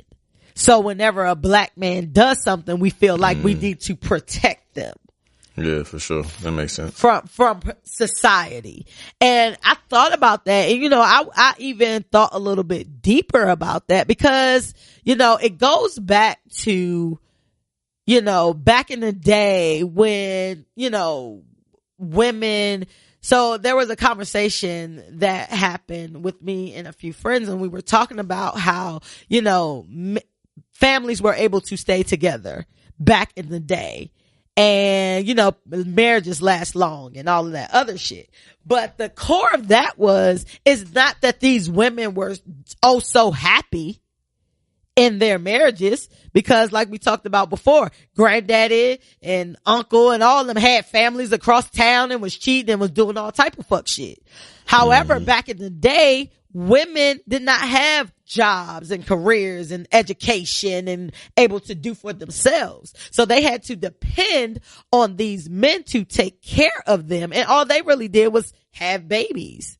You know what I'm saying? And then when you're in a position, and as you would hear with some of these victims of abuse, like they're in a position where they need somebody. So I feel like, you know, it's systemic, or from, you know, basically when shit was going on back in the day, and I'm with Be Here 100% about the slavery thing, but just another layer of that is daddy, uncle, all of them used to do fuck shit, but what you was gonna do?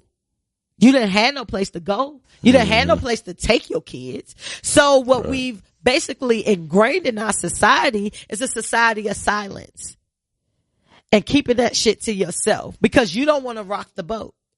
You know what I'm saying? And it's so many stories out here about how people are confessing and saying, hey, I was abused, and their parents are like, nah, you making that up. You're a kid.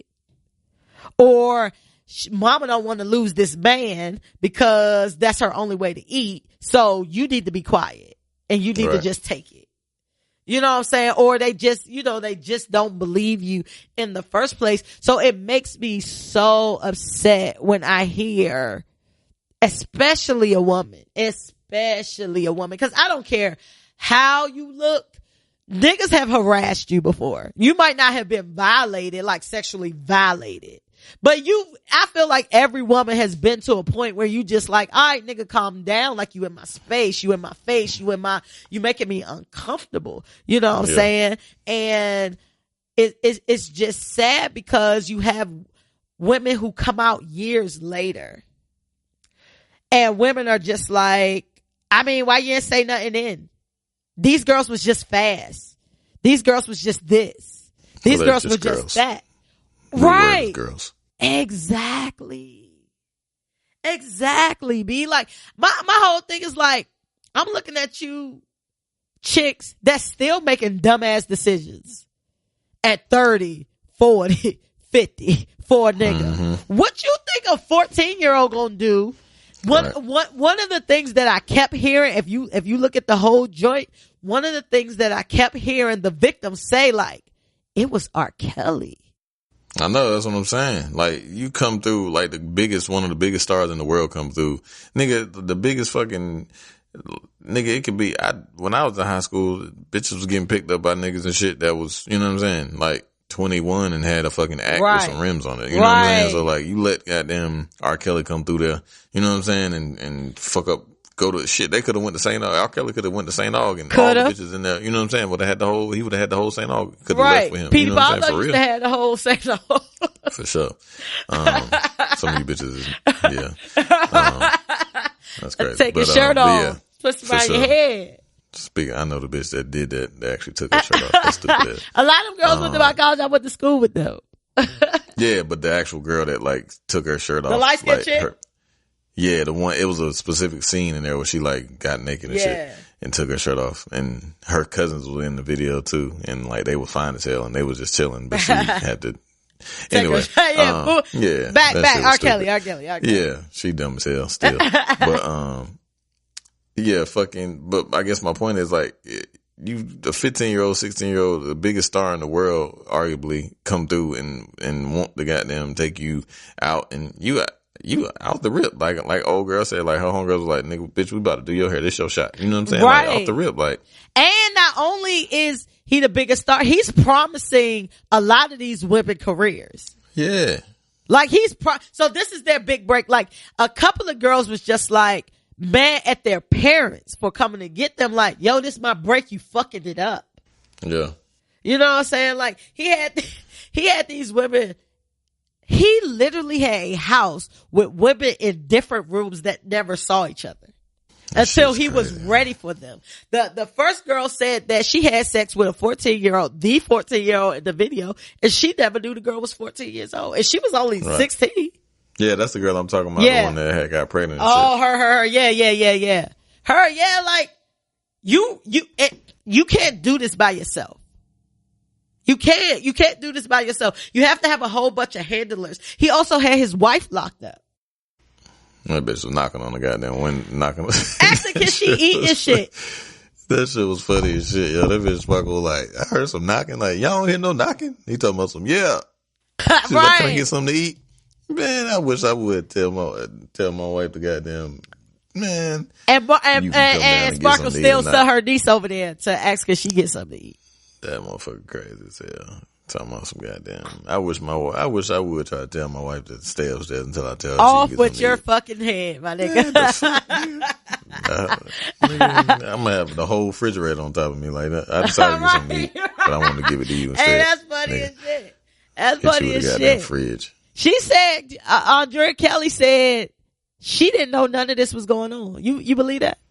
Yeah, she's stupid. If you allow a motherfucker to not not to let you get nothing to eat, you might be just that goddamn stupid. Like factory.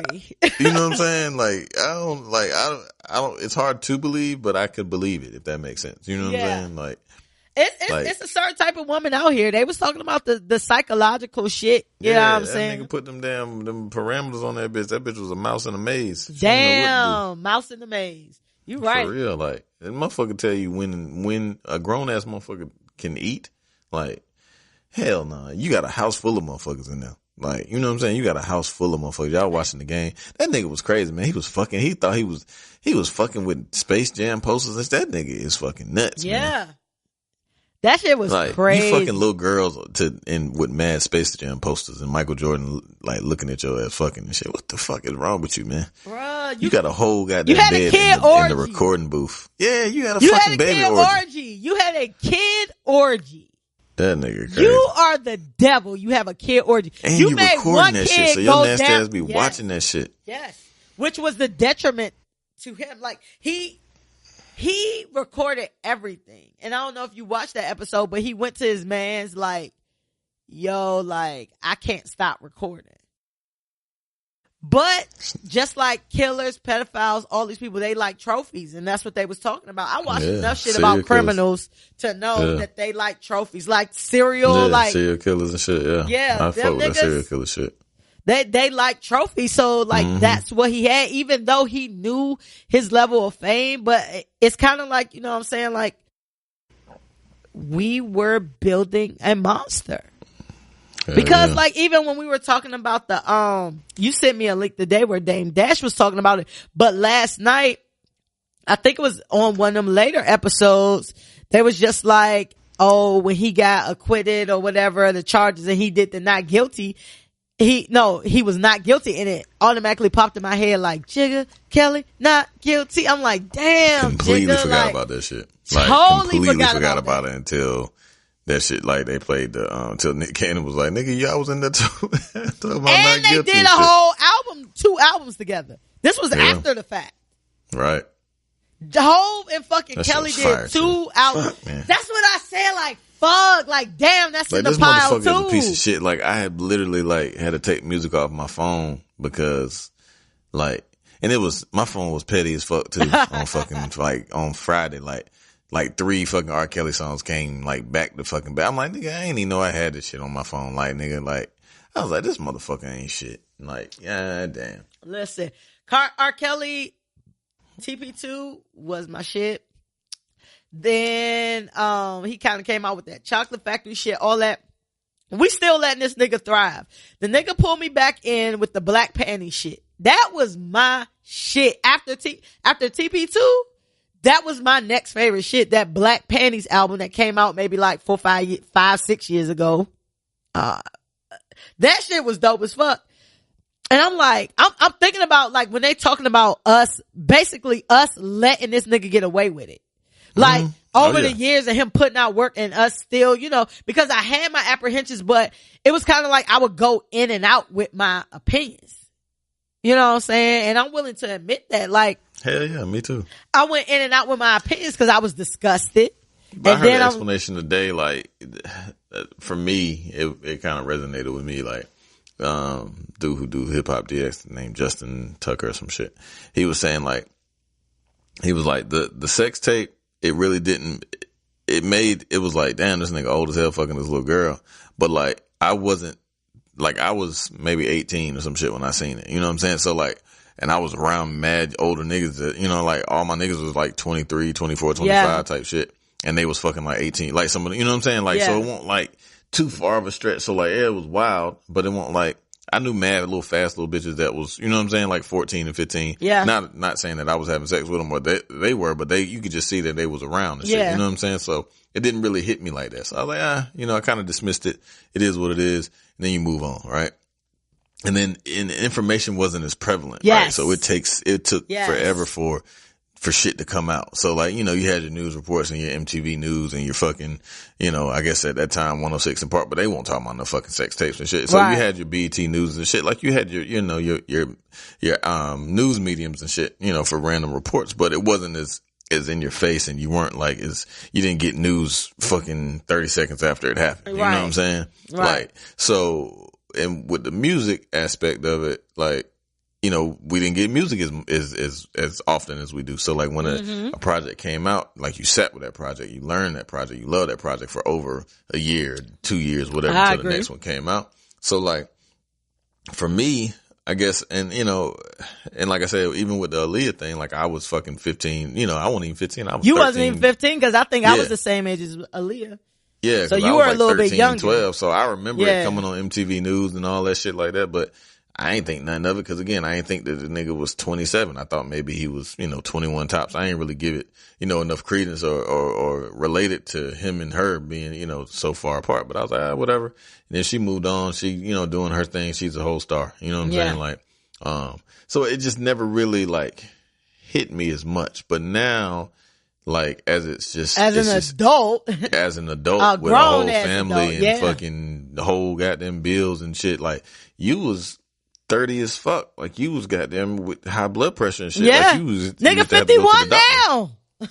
That's what, exactly. So you was in here like with whole adult problems. You know what I'm saying? Like with fucking, you know what I'm saying? When you 30, you got shit changes a little bit. You got to go to the doctor every year. You know what I'm saying? The shit. So like, get your prostate you got like checked. Different type of problems in these fucking 15-year-olds. So you a whole real like grown ass man type shit fucking these damn children. It's like, this shit is just like, I don't know, man. That shit now, I think like, even still, like I had distanced myself from them, but that was, this shit was today or last week, whenever the shit aired.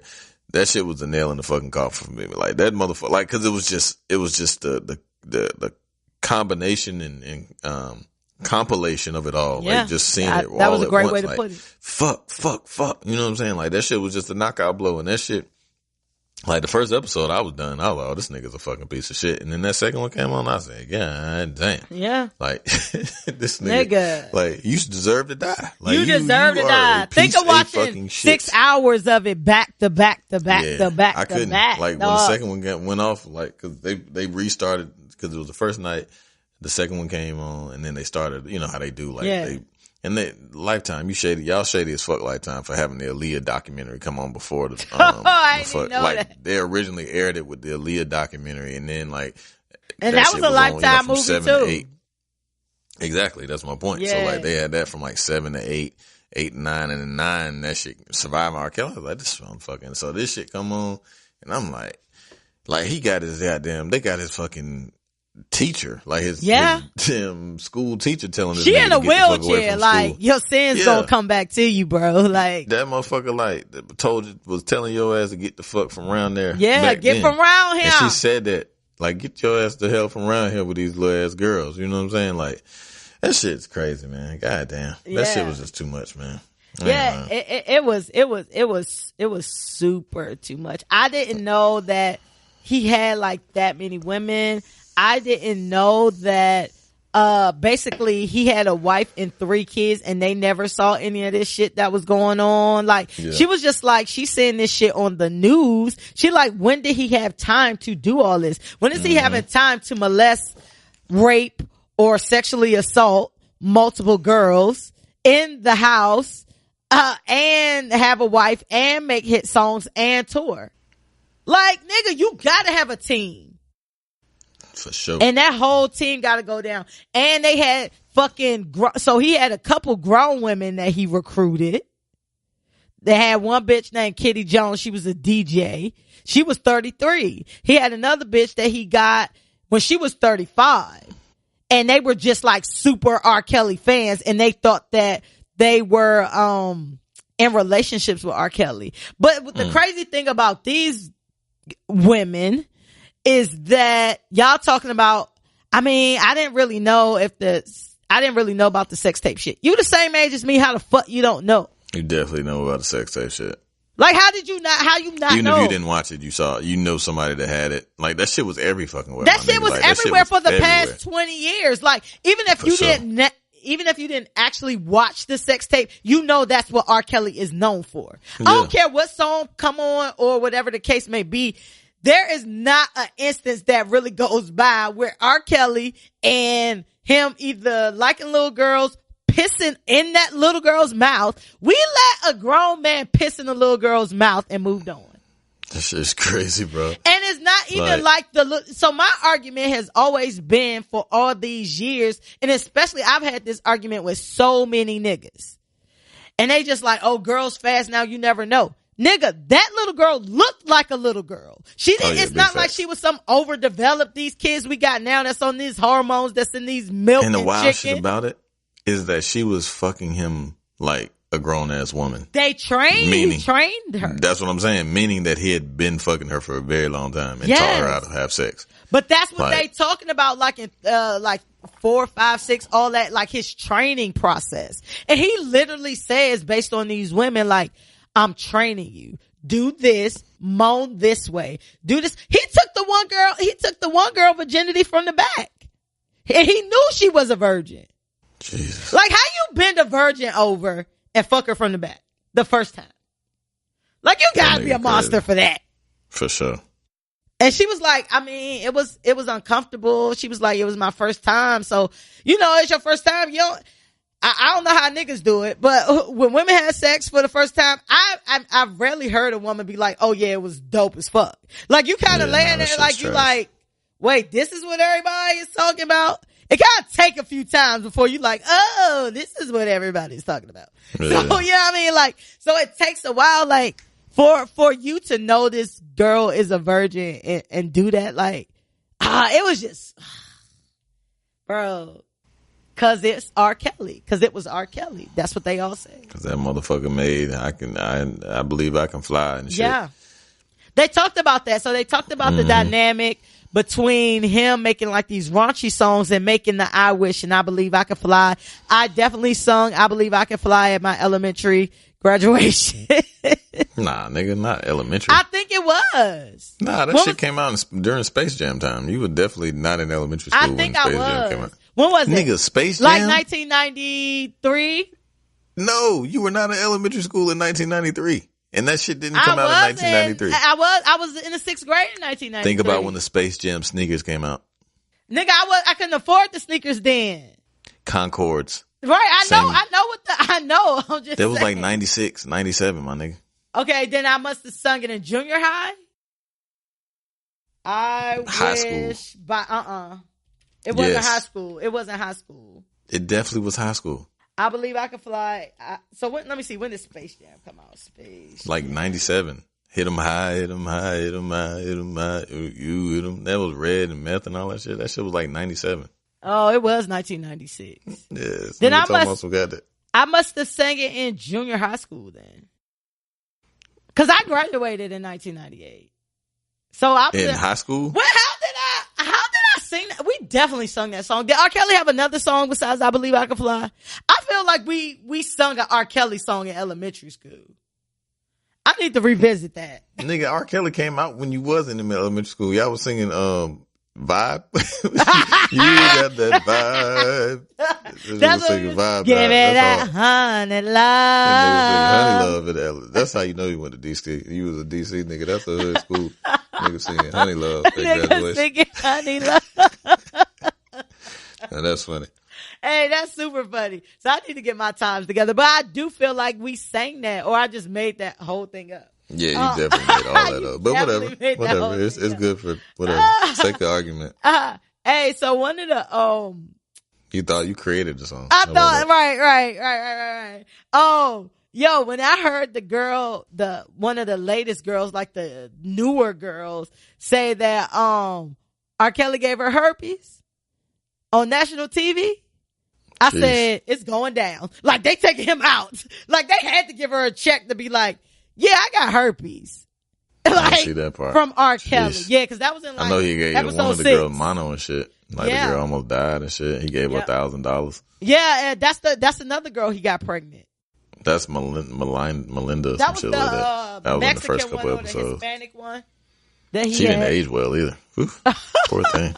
Might's been hard. Hey, they said that nigga used to watch Dance Moms. Oh shit. There was like, the girl was like, he wouldn't let them watch TV and shit, but they would watch Dance Moms together. She was like, which is about little girls dancing. Mm-hmm. That's crazy. Like, that's super fucking crazy. I was last little bit from my end, cause this is definitely already 2 hours almost. Yeah. I was listening to Torre because he was on satellite radio and he called in and he was talking about the interview. Shout out to Torre because he's funny as shit. He actually did it. Like, he kind of brought some comic relief to the shit. Okay. Initially, I enjoyed his part in the thing, but he was saying that, that when he did the original interview with BET, he thought BET was gonna cut a lot of that shit because R. Kelly came in there with a crisis manager, a white dude, he was like old, pristine, like French looking professor. Like, he was just an old bald white man with he just looked like, real buttoned up and shit. So he was like, I don't know how the hell this shit gonna go. So he kept asking R. Kelly, like, it was somebody R. Kelly had hired to, I guess, monitor how the conversation was going. And he was like, do you like underage women? Mm-hmm. I remember that. Or underage girls and all that shit. And he was like, that the crisis manager got him like, no, you can't answer that. He was like, no, it's cool. I'll answer it. And so he was like, all right, boom. So because he asked him that a couple different times and he was like looking confused and puzzled. But then once he figured out that he was going to answer it, like he asked again, he was like, so do you like teenage women? He was like, that's when I knew I had him. Right. That's when I threw the monkey wrench in, you know what I'm saying? Cause I changed the, the semantics of it. And he was like, that's when he was like, what do you mean teenage? Right. He was like, he could tell right then that like something snapped, like you fucked up. Then, you fucked up. Yeah, and now. The crisis manager just sat back like, well, shit. You know what I mean? You said, answer the question, nigga. You just said, but you know what I'm saying? So like I get paid wild. Either way, nigga. I tried to help you. It was wild and shit. And that's when he said, I got him. But he was like, but I didn't want to let him know that I had him. You know what I'm saying? Like, he's like, if you look at it, I had this real stoic look on my face, just like, boom. Like, I'm not really like moved one way or another. Like, I just asked the same question, but just use a different word type of shit. And he was like, so he kind of led him down that path and shit. Like, it was that was pretty cool just to hear the backstory of it. But, I like that part. I like that part. Fuck R. Kelly. It's, I think that unlike the past, we finally had men speak up saying, all right, this shit was fucked up. Because the whole thing was like, Black women are the most unprotected. They are the most looked down upon. but we always holding shit down. Like, Yep. don't shit happen without black women. And the thing about it is, it seems like now there has been like this turn of the tides where now everybody is like, oh shit, now I see it. I get it. Fuck Yeah. R. Kelly. You know what I'm saying? He need to go down. You've heard some ignorant motherfuckers. Like, I don't understand how you can see shit like this and be like, nah, but he still make good music. Now, don't get me wrong.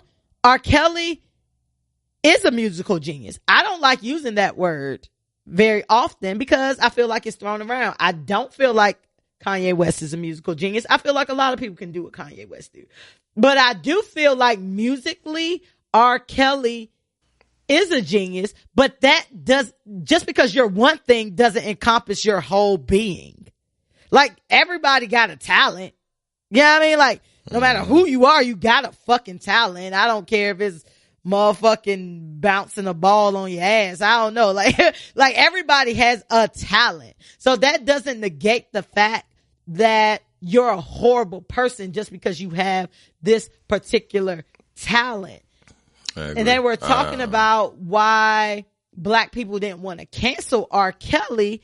And I think one of the commentators said it very, very well. And I think it was the lady, I forget her name, so I apologize. She was in charge of the Me Too movement. She said it perfectly. Shut up. I already know where you're going. Shut up. That. Don't say it. Okay. Don't say it. I know where you're going. I was like, when they showed it, I was like, nah, they lying. This shit bullshit because he ain't fuck her. See, and that's what it is. That's the shit that's why I said don't say it. That's why niggas be like, oh, why would they fuck her? Or why would somebody harass her? Anybody can get it. A hard dick don't have no preferences, my nigga. You a cold-blooded killer to goddamn hit that switch. And I knew where you was going. That's why I was like, don't say it. She has the biggest nose I've ever seen in my life. Yeah, I felt like I was missing air when she was talking. Like, nigga. I was like, she's taking the air from everybody. You are breathing up the white man's air. Black power. Her nose was fucking gigantic. Nah, that joint looked like it, like a 5-pound bag of craters sugar. in her face. I was like, this bitch is prehistoric. Don't do it. We sorry. Right. We sorry. He's sorry. He drugged me into it. No. I'm really not that sorry. I think you should get a nose job. No, I feel like you should be proud and embrace who the fuck you are, cause ain't none of us fucking perfect. Get a nose job. Nigga. I mean, if I had the money, I'd get an ear job. They got big ass ears. I mean, they're not that though. They're not. But she might be proud of her shit, and some women might like big ears. Some niggas might like big noses. Whatever. Well, don't let the man tell you what beauty should look like. 3 big noses in one. Shit. I forgot where the fuck I was going with that. Apologies. Anyway, cancel be here right now. What I was saying was, it's not that we don't want to X out R. Kelly. We don't want to let go of the memories that goes with his music, because R. Kelly has been around since the 90s, and we can think of a time and tie a R. Kelly song to it, whether it's Stepping in the Name of Love or I Wish. Like my best friend, like 2 of my best friends lost it. Well, my best friend took my other best friend's virginity on fucking R&B Thug on fucking TP2. So like we just were talking about that shit on Friday. Like that shit was on fucking repeat. Like that shit kept fucking playing over. And I'm like, this motherfucker done ruined like part of my childhood. Like I remember them niggas was fucking in the room for like 2 hours trying to have sex and shit. You know what I'm saying? Like to R&B goddamn Thug. Like, what do you feel about people who say they can separate the man from the music? I can't. Like, and it's funny. I was gonna mention that. Like, so typically I can try to separate the art from the artist. Right? Yeah. So like, it's just like with Bill Cosby. I would still watch the Cosby Show. You know what I'm saying? If it came on, just because I would.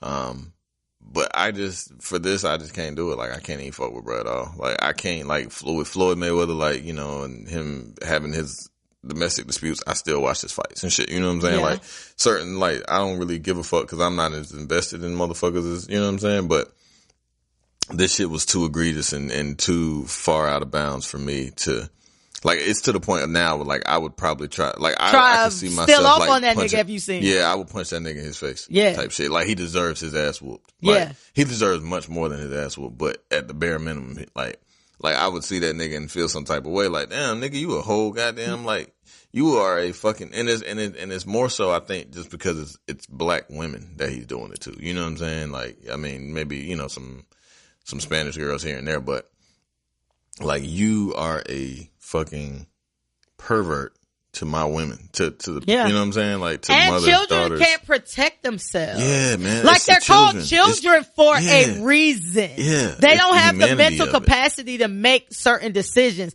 I don't give a fuck if she was willing to do it. Yeah. You know how many dumb decisions we've made in our life that we think about now, like, what the fuck was I thinking? As adults, we do that. So for all of y'all who's trying to put these little girls down that are girls, y'all stupid if y'all doing that shit. Y'all dumb as hell. I don't give a fuck if the little girl walked up to him like, let me suck your dick. You are the adult in the situation. Get your little ass the fuck away from me.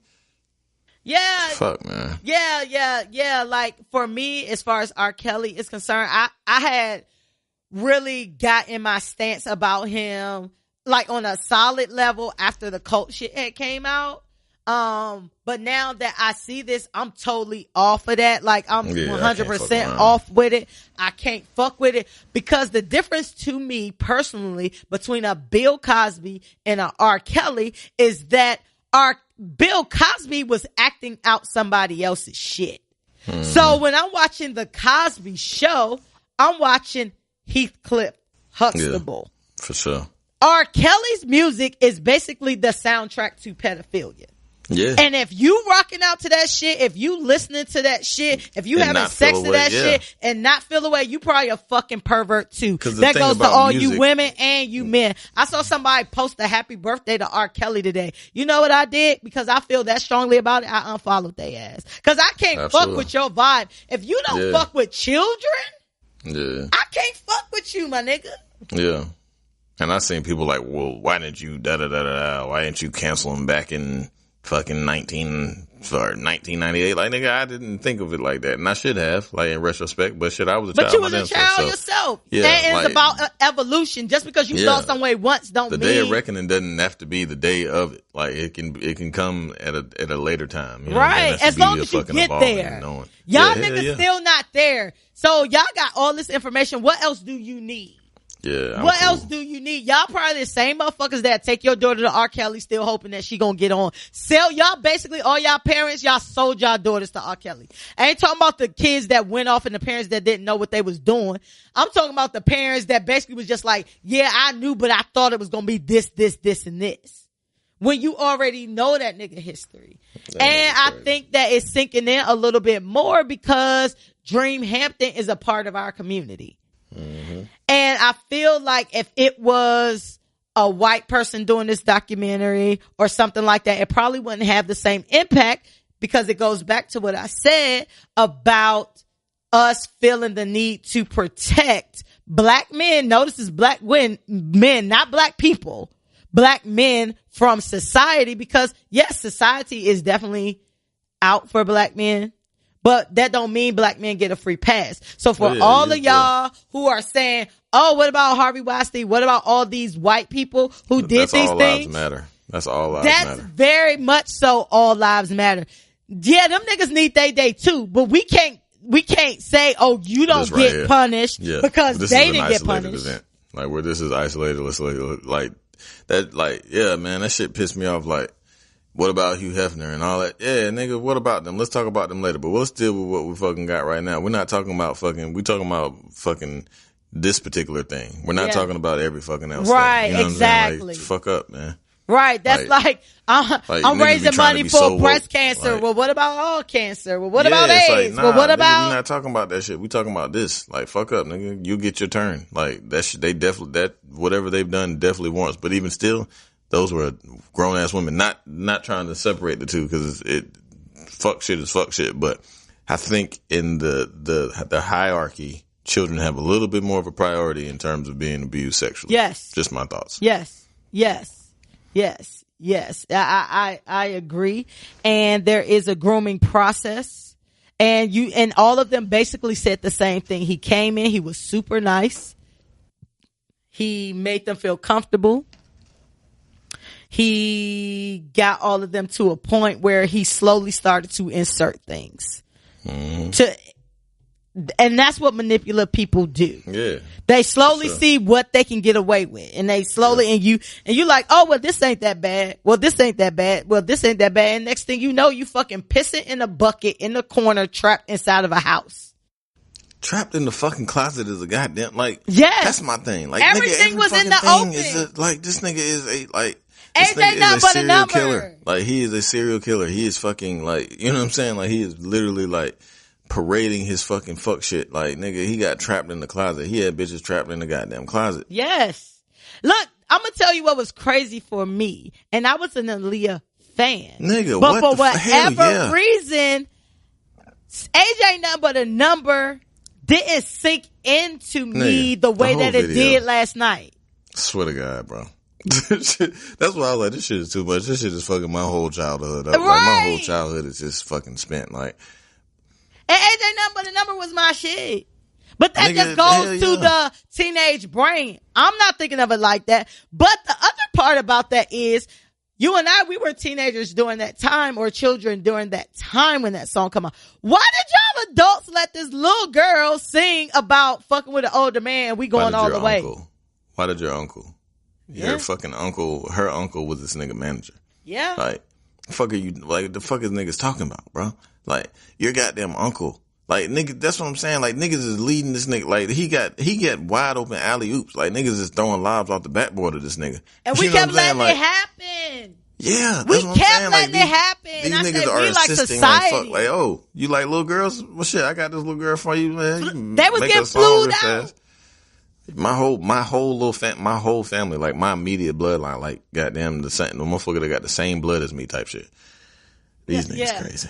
Nah, that shit is wild. Fuck that shit. R. Kelly, Georgia is launching a criminal probe into the situation based on this documentary. Facebook has pulled the fan pages. There were fan pages that popped up bashing the victims of it. This is crazy, man. Niggas is crazy. This fucking internet, this internet place is crazy, man. The internet is a place where everybody can be seen. For sure. And you get to see the ills and sicknesses of society by way of the internet. Everything that you want. Like, if you want to be on this side, you can find some niggas that's on that side with you. If you want to be on the complete opposite side, you can find some niggas that's on that side. If you want to be now one of them niggas side, you can find some niggas one of them niggas. For real, there's some niggas that'll be with the now one of them niggas side right over here with you too. Like, that shit is a wild place, man. Yeah, R. Kelly launching a website. Well, he's allegedly launching a website called Surviving Lies. I wonder if he gonna it's been 20 years. Type on it. Hey, the funniest thing I saw was y'all posting all this shit about R. Kelly and he can't even read it. Right. Somebody, Freddie Gibbs, it was like a still shot. This nigga had his phone and shit. Nigga talking about who the fuck said R. Kelly text. That shit was funny as shit, man. Like, hey, R. Kelly Teflon and shit. He been Teflon for 20, 25, 30 years. Oh yeah. What do you think? Do you think this type of movement is going to do something this time versus what it could not do? I hope so.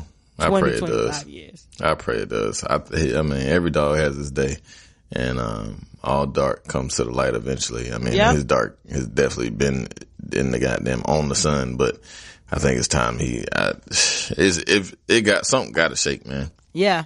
Like, something has to be done. Something has to be done. And you other artists out there that are doing similar things in your music, talking about young girls and exploiting young girls and things like that. Like, I want a day to come where nobody feels comfortable doing that shit. For sure. You know what I mean? Like, that's what I want. We basically dedicated this whole lyric shit segment to R. Kelly. And I just want to say that R. Kelly is like officially canceled, cool. for me.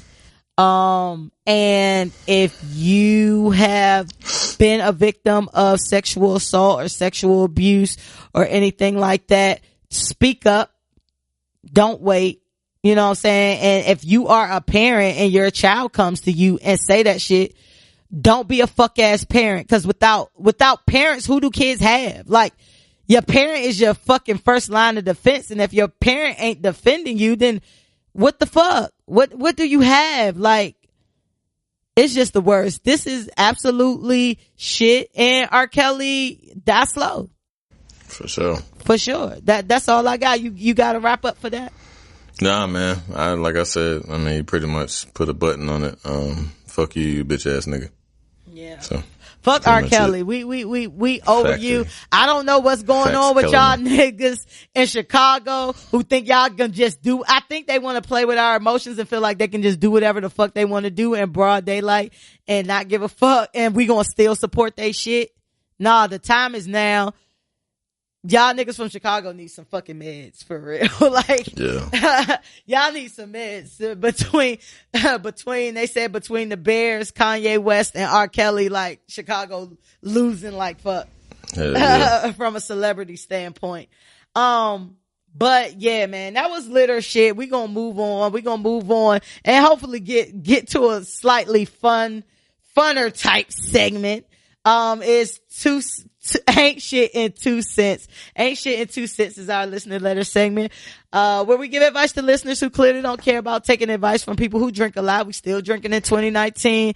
B still high 2019 and we still getting it. And B is always, aligned. He don't never be knowing how aligned he is, with topics that's going to come up when we be in the initial segments of the show. But I think this is pretty funny. Shout out to B. But we have a letter. You ready for this Pop letter? Champagne for me. Pop champagne for B. Yeah. You Anybody ready? naked? No. But I think it's funny. It says Fresh and B Hill. Your show is so dope. Read my letter and settle this fight between me and my boyfriend / baby daddy / future ex. I thought that was funny as shit. Sounds like the fight's already been right, settled. Exactly. Pretty much. Fuck am I supposed to do? All right. It says Christmas came and I got my boyfriend the things that he said he wanted for Christmas. I got him the Concord J's. You mentioned that earlier. A polo sweatsuit, a gift card to get his car detailed, a sound bar for his man cave, and like 5 outfits for work since he started a new job a couple months ago. He opened his gifts and was very happy. He proceeds to then hand my 5-year-old daughter and myself envelopes and said, Merry Christmas.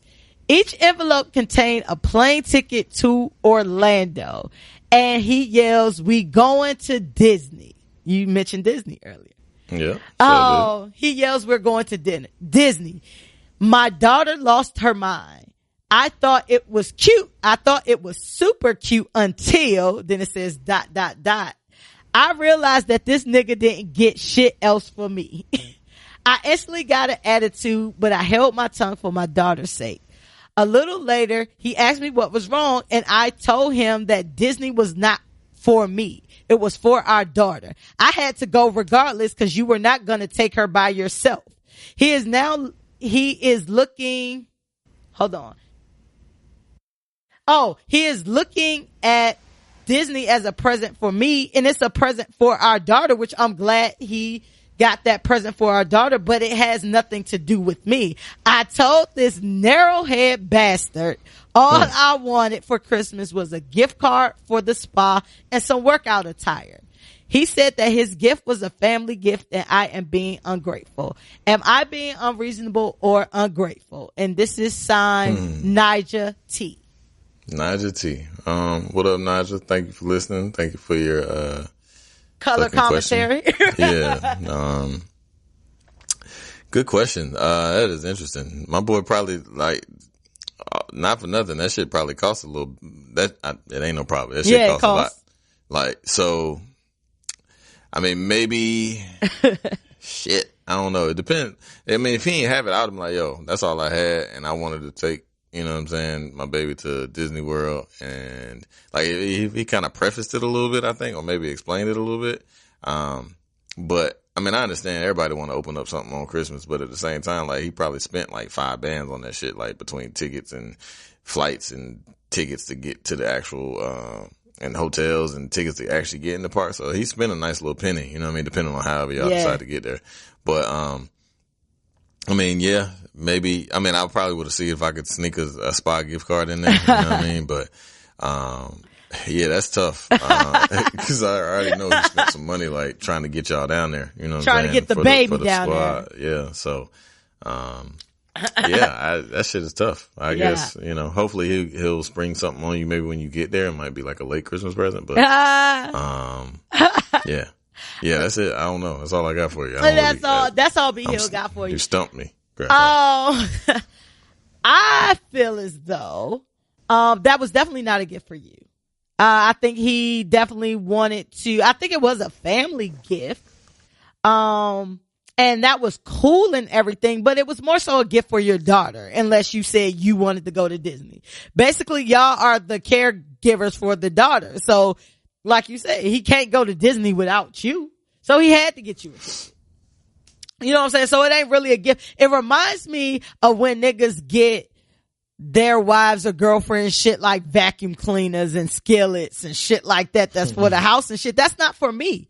What I would personally say, I don't think you're being ungrateful. I do feel as though he probably did spend a lot of money on it, and he probably didn't think it all the way through. We got an interesting topic, next in Free Smoke. Maybe B can shed some light on the male brain, but I would be like, okay, if this what we doing, let's take all the shit back I got for you and let's use that for the money for Disney.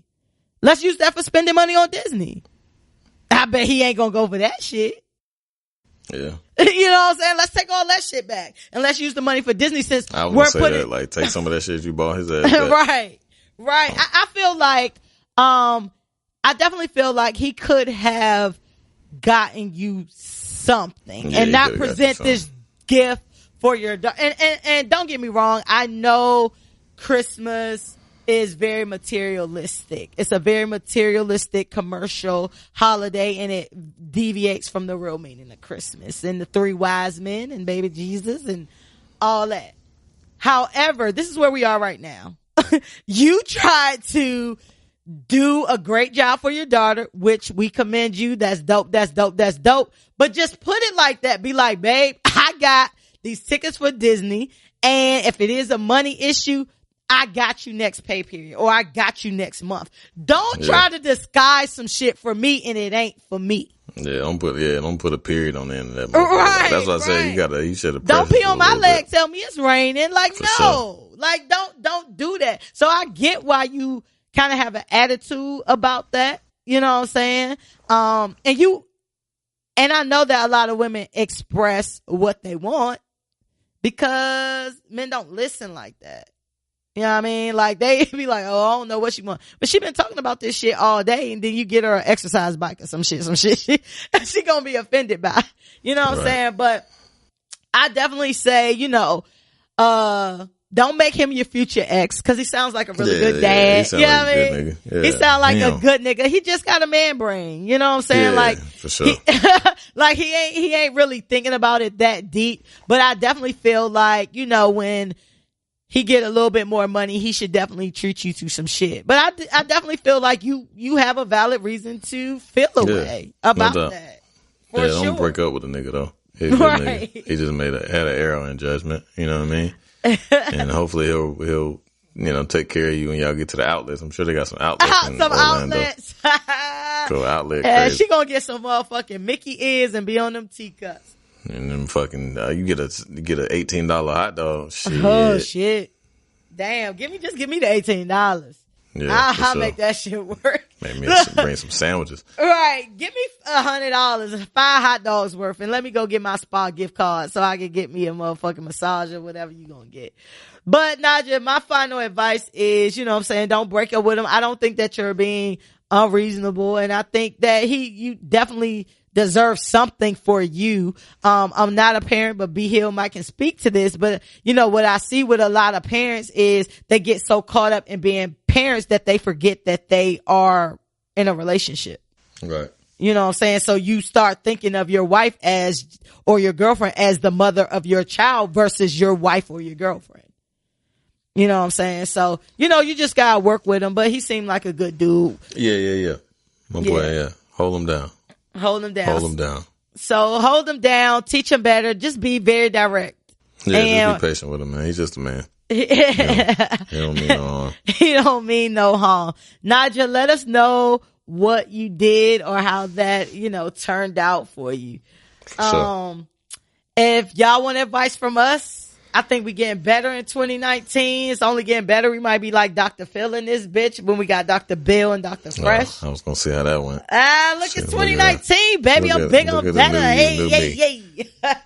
But if you want some advice for us, write into the ancientshow@gmail.com, and that's an X where the I should be, and we may read your letter. Yeah. Let's wrap this baby up. Let's put a pamper on this baby and wrap her up. We're getting into free swaddle. Swaddle alert. My swaddle game was A1. Hey, A1 swaddle game?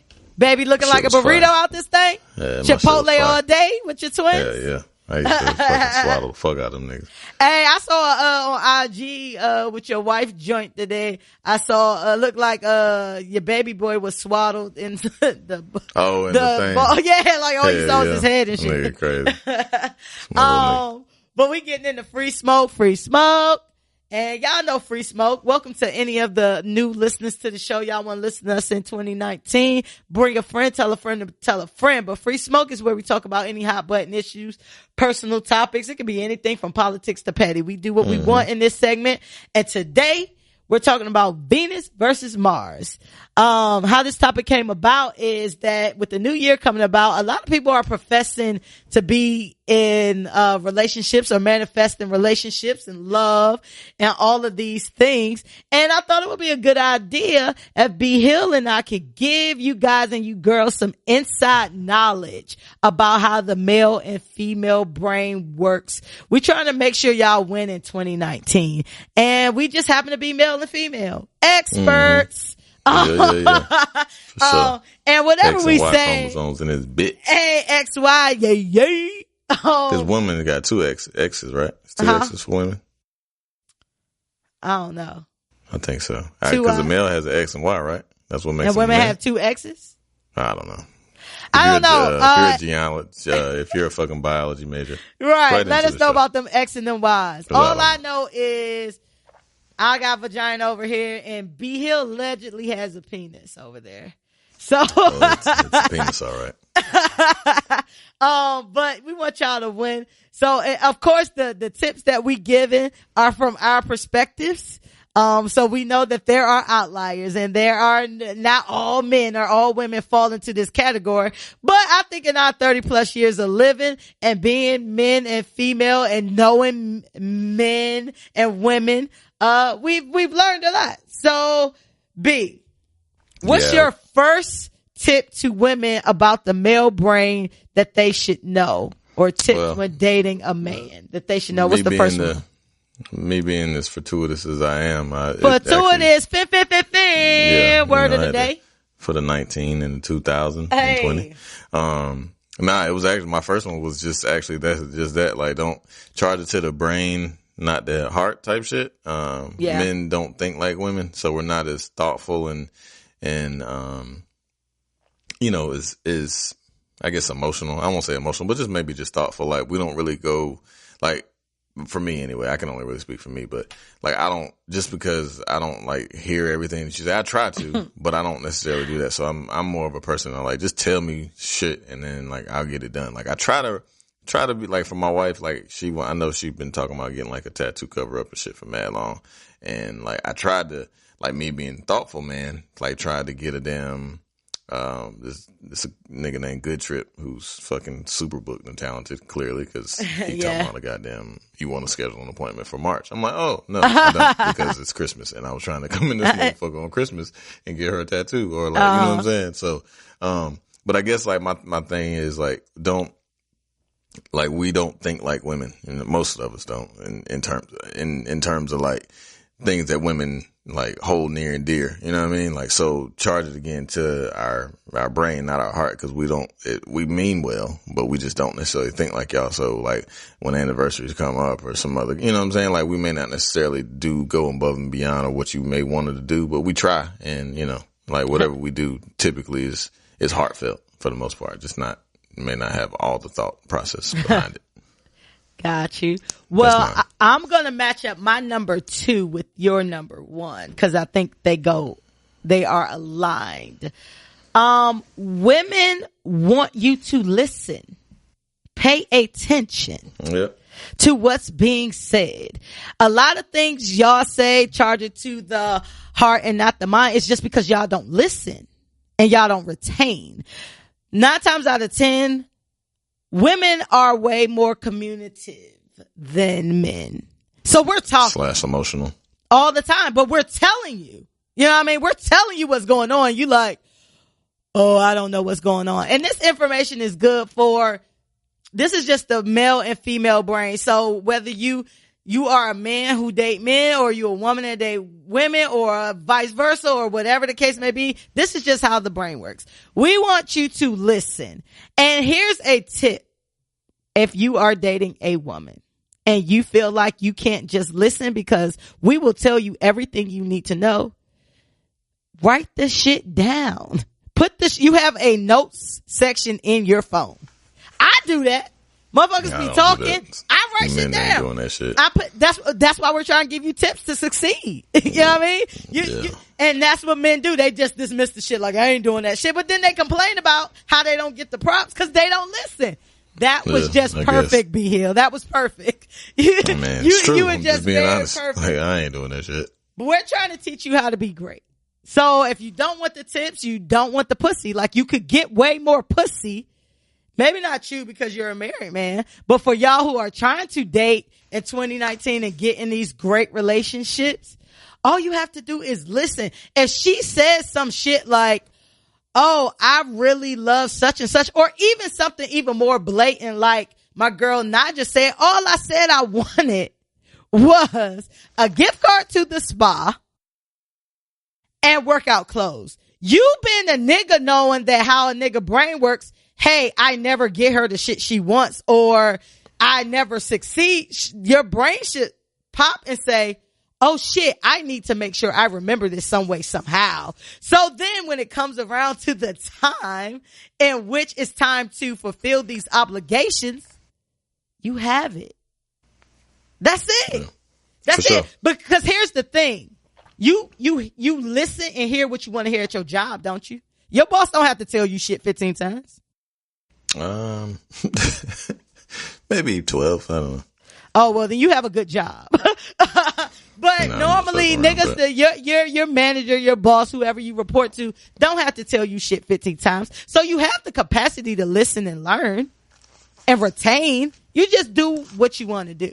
So my number 1, which was my number 2, is women like you to listen and retain. And if you don't know how to listen and retain, find you some method it's going to be better for you in the end if you just try. You know what I'm saying? Yeah. So that was my tip. You want to go with your next one, or you want me to? Sure. Ladies, initiate sex sometime. Like, don't have it all on the man. Like, you know what I'm saying? Like, sometimes we want to be wanted and shit too. You know what I'm saying? Like, he want to feel sexy. I get that, though. I get it ain't that. like, you know, I mean, naturally we're conquerors and shit. You know what I'm saying? Typically, like we're naturally just conquerors and shit, and you know, more aggressive in that regard. But sometimes shit, like grab his nuts, grab his dick one time. You know what I'm saying? Let him know that you want to fuck. Like outside of just the dope. whole, I like sexually aggressive. Yeah, not just like don't scary. Like the whole cuddle and shit. You know how girls will put like their ass on you and shit. Like that's how you know they want to fuck. But like do a little bit more. True. You know what I'm saying? Like spice that shit up. Grab his meat. Like pull his dick out or some shit. Grab his like meat. do something. You know what I'm saying? Like just initiate sex, however you want to do it. You know what I'm saying? Like I think that shit definitely goes a long way. Cause I mean, like niggas be wanting to fuck too, but then sometimes like it takes a lot. Just like it takes a lot for women to get charged up and revved up too. But sometimes shit, I mean, niggas get horny. a dick will pop up quick. It takes Unless no you time. Joe Budden. It takes much longer for a woman to get, ready or whatever, I would imagine. But like shit, if nigga dick pop up quick. So just, make a move on a nigga once or twice, and then I bet you it'll bode well for you down the line. I agree with that. I think women should be more sexually aggressive. Period. I'll go with that line of thinking, and I want to say that women lie about sex all the fucking time. All women lie about sex, and what I mean about lying about sex, women lie about how many partners they've had, unless they talking to like they homegirls or some shit, and they still probably lying. They lie about having an orgasm. They not coming. Y'all think y'all killing it? I promise you 8 times out of 10, you probably not. Like, you need to don't pay attention to what a woman says. Pay attention to her body. Oh, yeah. Pay attention to what her body is doing. Don't pay attention to you killing it. Da da da da da da. Women lie all the time. And and they lie thinking it's going to help your ego, when really you out here thinking you killing some shit, and they going back telling their homegirls like how whack the sex is. But the difference between women and men is they love you, so they give you a pass. If a woman had told you the best sex she ever had, she probably lying. You could be. R. Kelly music would sound so good right now. Like this, like somebody is calling. Like, you know what I mean? Like, yeah, we can't even go there no more. Fuck you. Right. They will tell you how bomb your sex is. A woman gonna tell you that because, again, it's a need to protect the male ego. 9 times out of 10, she told the last nigga that, she told the nigga before that. Women lie. We lie. We lie all the time to save people's feelings. They will also lie about, women will lie about things saying they do that when they really don't, because they think that you want that. So when I say women lie about sex all the time, they lie. Like, women lie about sex, like a lie. I try not to make that my ministry to lie. I have lied a few times and, made somebody think that they were better than what they were in hopes of making them better. But women lie about sex all the time. So please don't let your ego get that pumped up. My advice is pay attention to the actions, not the words. Got you. That's my tip. I'm gonna go next. So this thought actually came due to the Joe Budden Santana clip that came out. And Joe and Sin was talking about she was feeling depressed, and she's basically had her baby, and Joe was basically rude, saying that he said that you never talked to me. And then she said, when I talk to you, you're dismissive. And then he proved the point by being dismissive and saying, it's because you come to me about little bullshit that's not important. My tip is, women, myself included, find it disrespectful when you dismiss our concerns. Just because it's not important to you does not mean it's not important to the other person. You can't just listen to the shit you want to listen to and dismiss everything else. Whatever is going on with her is important to her. She listens to the shit that you talk about all the time that she don't even fucking care about, but she listens. So when a woman is talking to you, don't dismiss it. Don't disrespect it just because you can't understand, because it is a Venus and Mars type thing. I'm talking right now. B Hill ain't paying attention. I'm paying attention. I'm listening. I'm a man. Like, I'm just. See, that's the thing. You're a man. Stop giving yourself that excuse. Like, you're a human being. That's how I listen, though. I'm just taking it all in. Yeah. So what I'm saying is, Bob, nigga, you're a sponge, Bob. My tip when dealing with a woman is don't be disrespectful and dismiss her concerns just because it's not something that's a priority to you.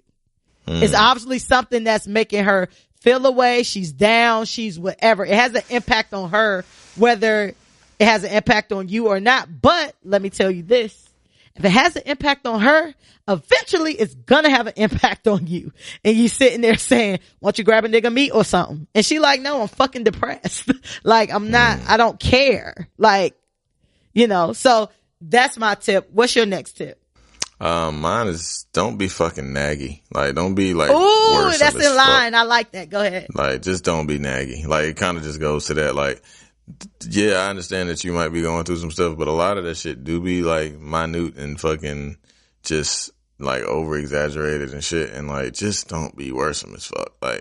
Like, just be cool. Like, be the cool girlfriend. Like, I mean, not to the point where it's be a like, man in your relationship. Not even a man. Like, be a woman still. You know what I'm saying? Show like concern and empathy and you know what I mean, all of the womanly shit. But just don't have that shit at like 100. Like, just keep that shit around like 25 to 35. You know what I'm saying? Like, just, you know what I mean? Like, be a woman, but just don't be overly naggy, cause that shit is annoying as fuck. Like, don't be texting a nigga all the fucking time. Don't be calling a nigga. Don't be like Facebooking a nigga. Don't, you know what I'm saying? Like, Don't be tweeting a nigga. Like, just chill. You know what I'm saying? Like, just chill. Like, I was watching, some shit, I think it was Chris Rock, like, stand up. He was like, the fucking phones and shit have ruined, phones and accessibility have ruined relationships, because he was like, I remember when my daddy used to go to work and he said, goddamn, I done exactly. Fucked around and got shot or some shit. He wouldn't know till he got off work. You know what I'm saying? Yeah.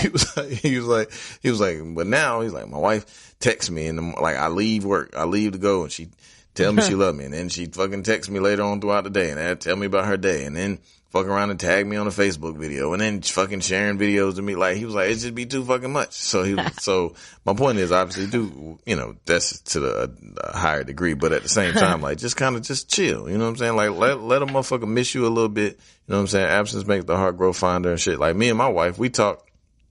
Just for example, we talk a couple times throughout the day. Like, she'll text me some, you know what I'm saying, shit needs to be done, or if she got a question, or just random shit if she doing something that may come up. But like, I don't call her like every waking minute, cause we live together. So like, I like to talk once I get home. I like to, you know what I mean? See, how was your day versus like calling me. I already know you sent me 5 texts. I know everything like that happened. 10:45. Like, how's your day going? Like, it's just started. I just got to work like 30 minutes ago. You know what I'm saying? So like, don't be so naggy and shit. You know what I'm saying? So just relax, relate, and fucking release, as the great Whitley Gilbert said at one time.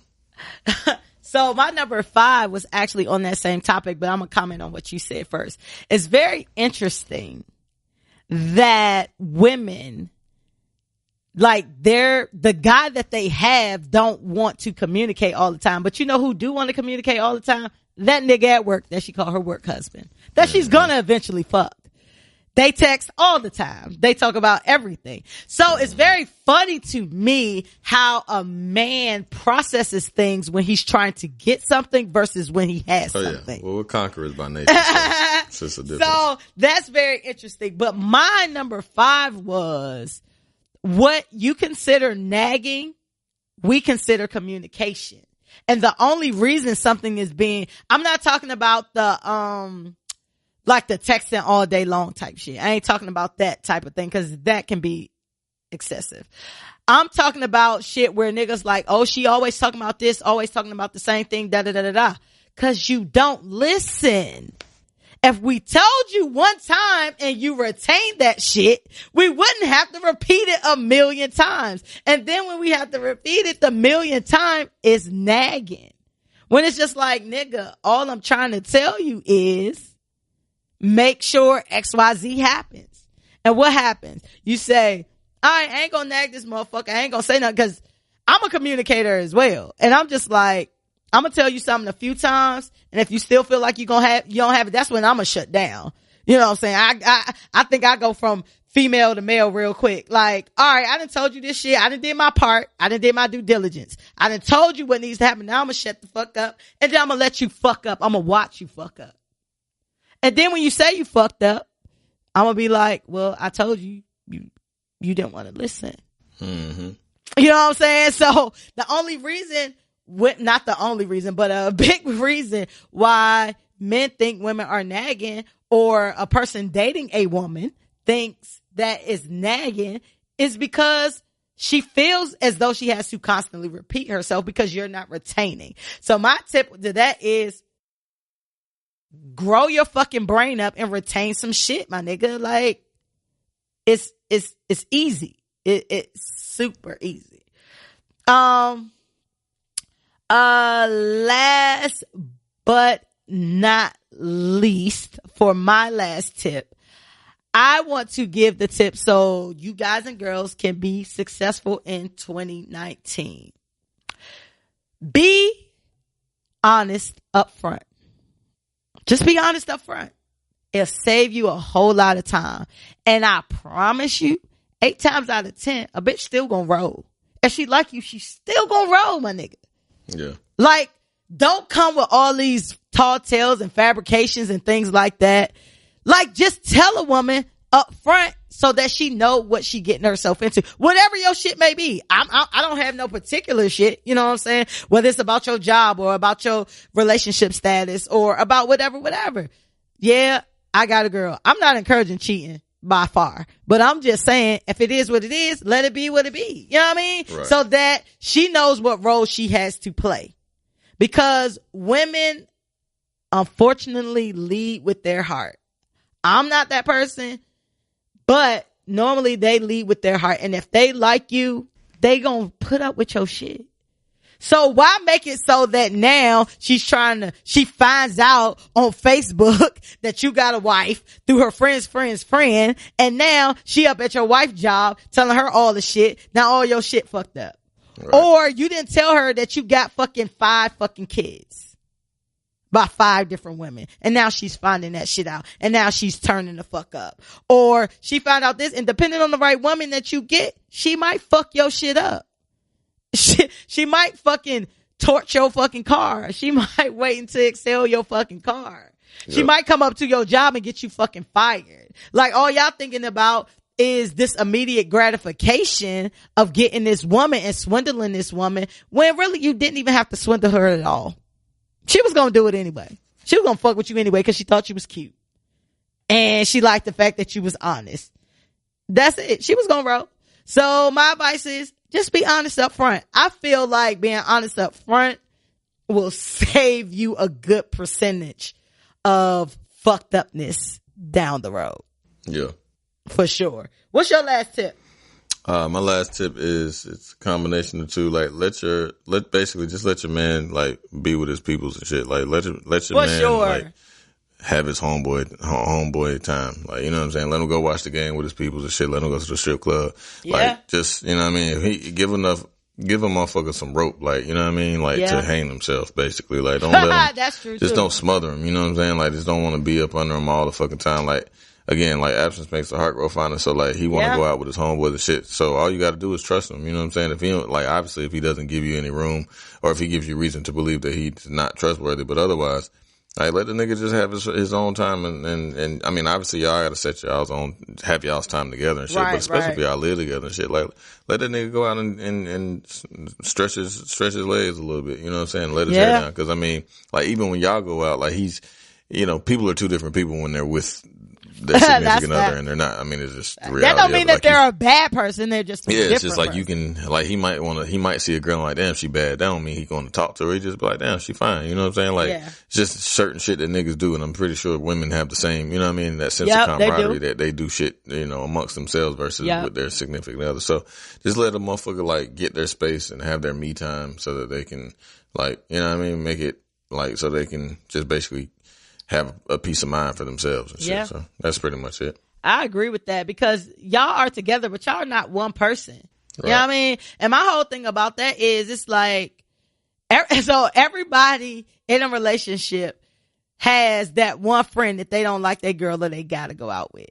But my whole thing about that is, can't nobody make your significant other do anything they don't want to do. Mm-hmm. So it's not the fact that you don't trust that friend. You don't trust your man or your woman.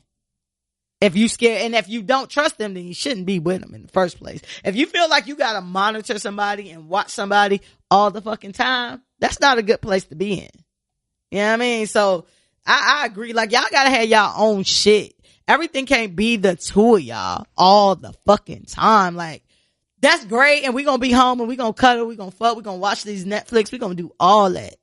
You know what I mean? But like B said, let a nigga have his friends. Let a bitch have her friends. It don't matter if her friends thotty or her friends don't know how to act, but them her friends. And all you could do is trust that you pick the right one that know how to handle herself. And if you find out that she or he does not know how to handle themselves, they ain't got shit to do with their friends. They got shit to do with them. That's them. Let their ass go.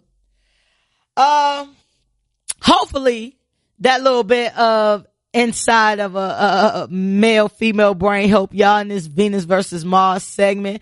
We want y'all to win in 2019. We want y'all to manifest the love. I hope y'all get the love that you deserve and the person that you deserve, and don't settle at all. Don't go out with monsters just because they got a record. Or, you know, they got things going on. Like, don't be bought or sold. Know your worth. And don't be hard. Like, don't be hard to get along with. Men, we ain't about to raise no niggas. Ain't no giving you no time. You a grown ass man. Don't nobody have time for that. Women, stop being worrisome as fuck. Stop spying all the time. Stop showing up at places. That shit corny. Like, stop that shit, bro. Yep.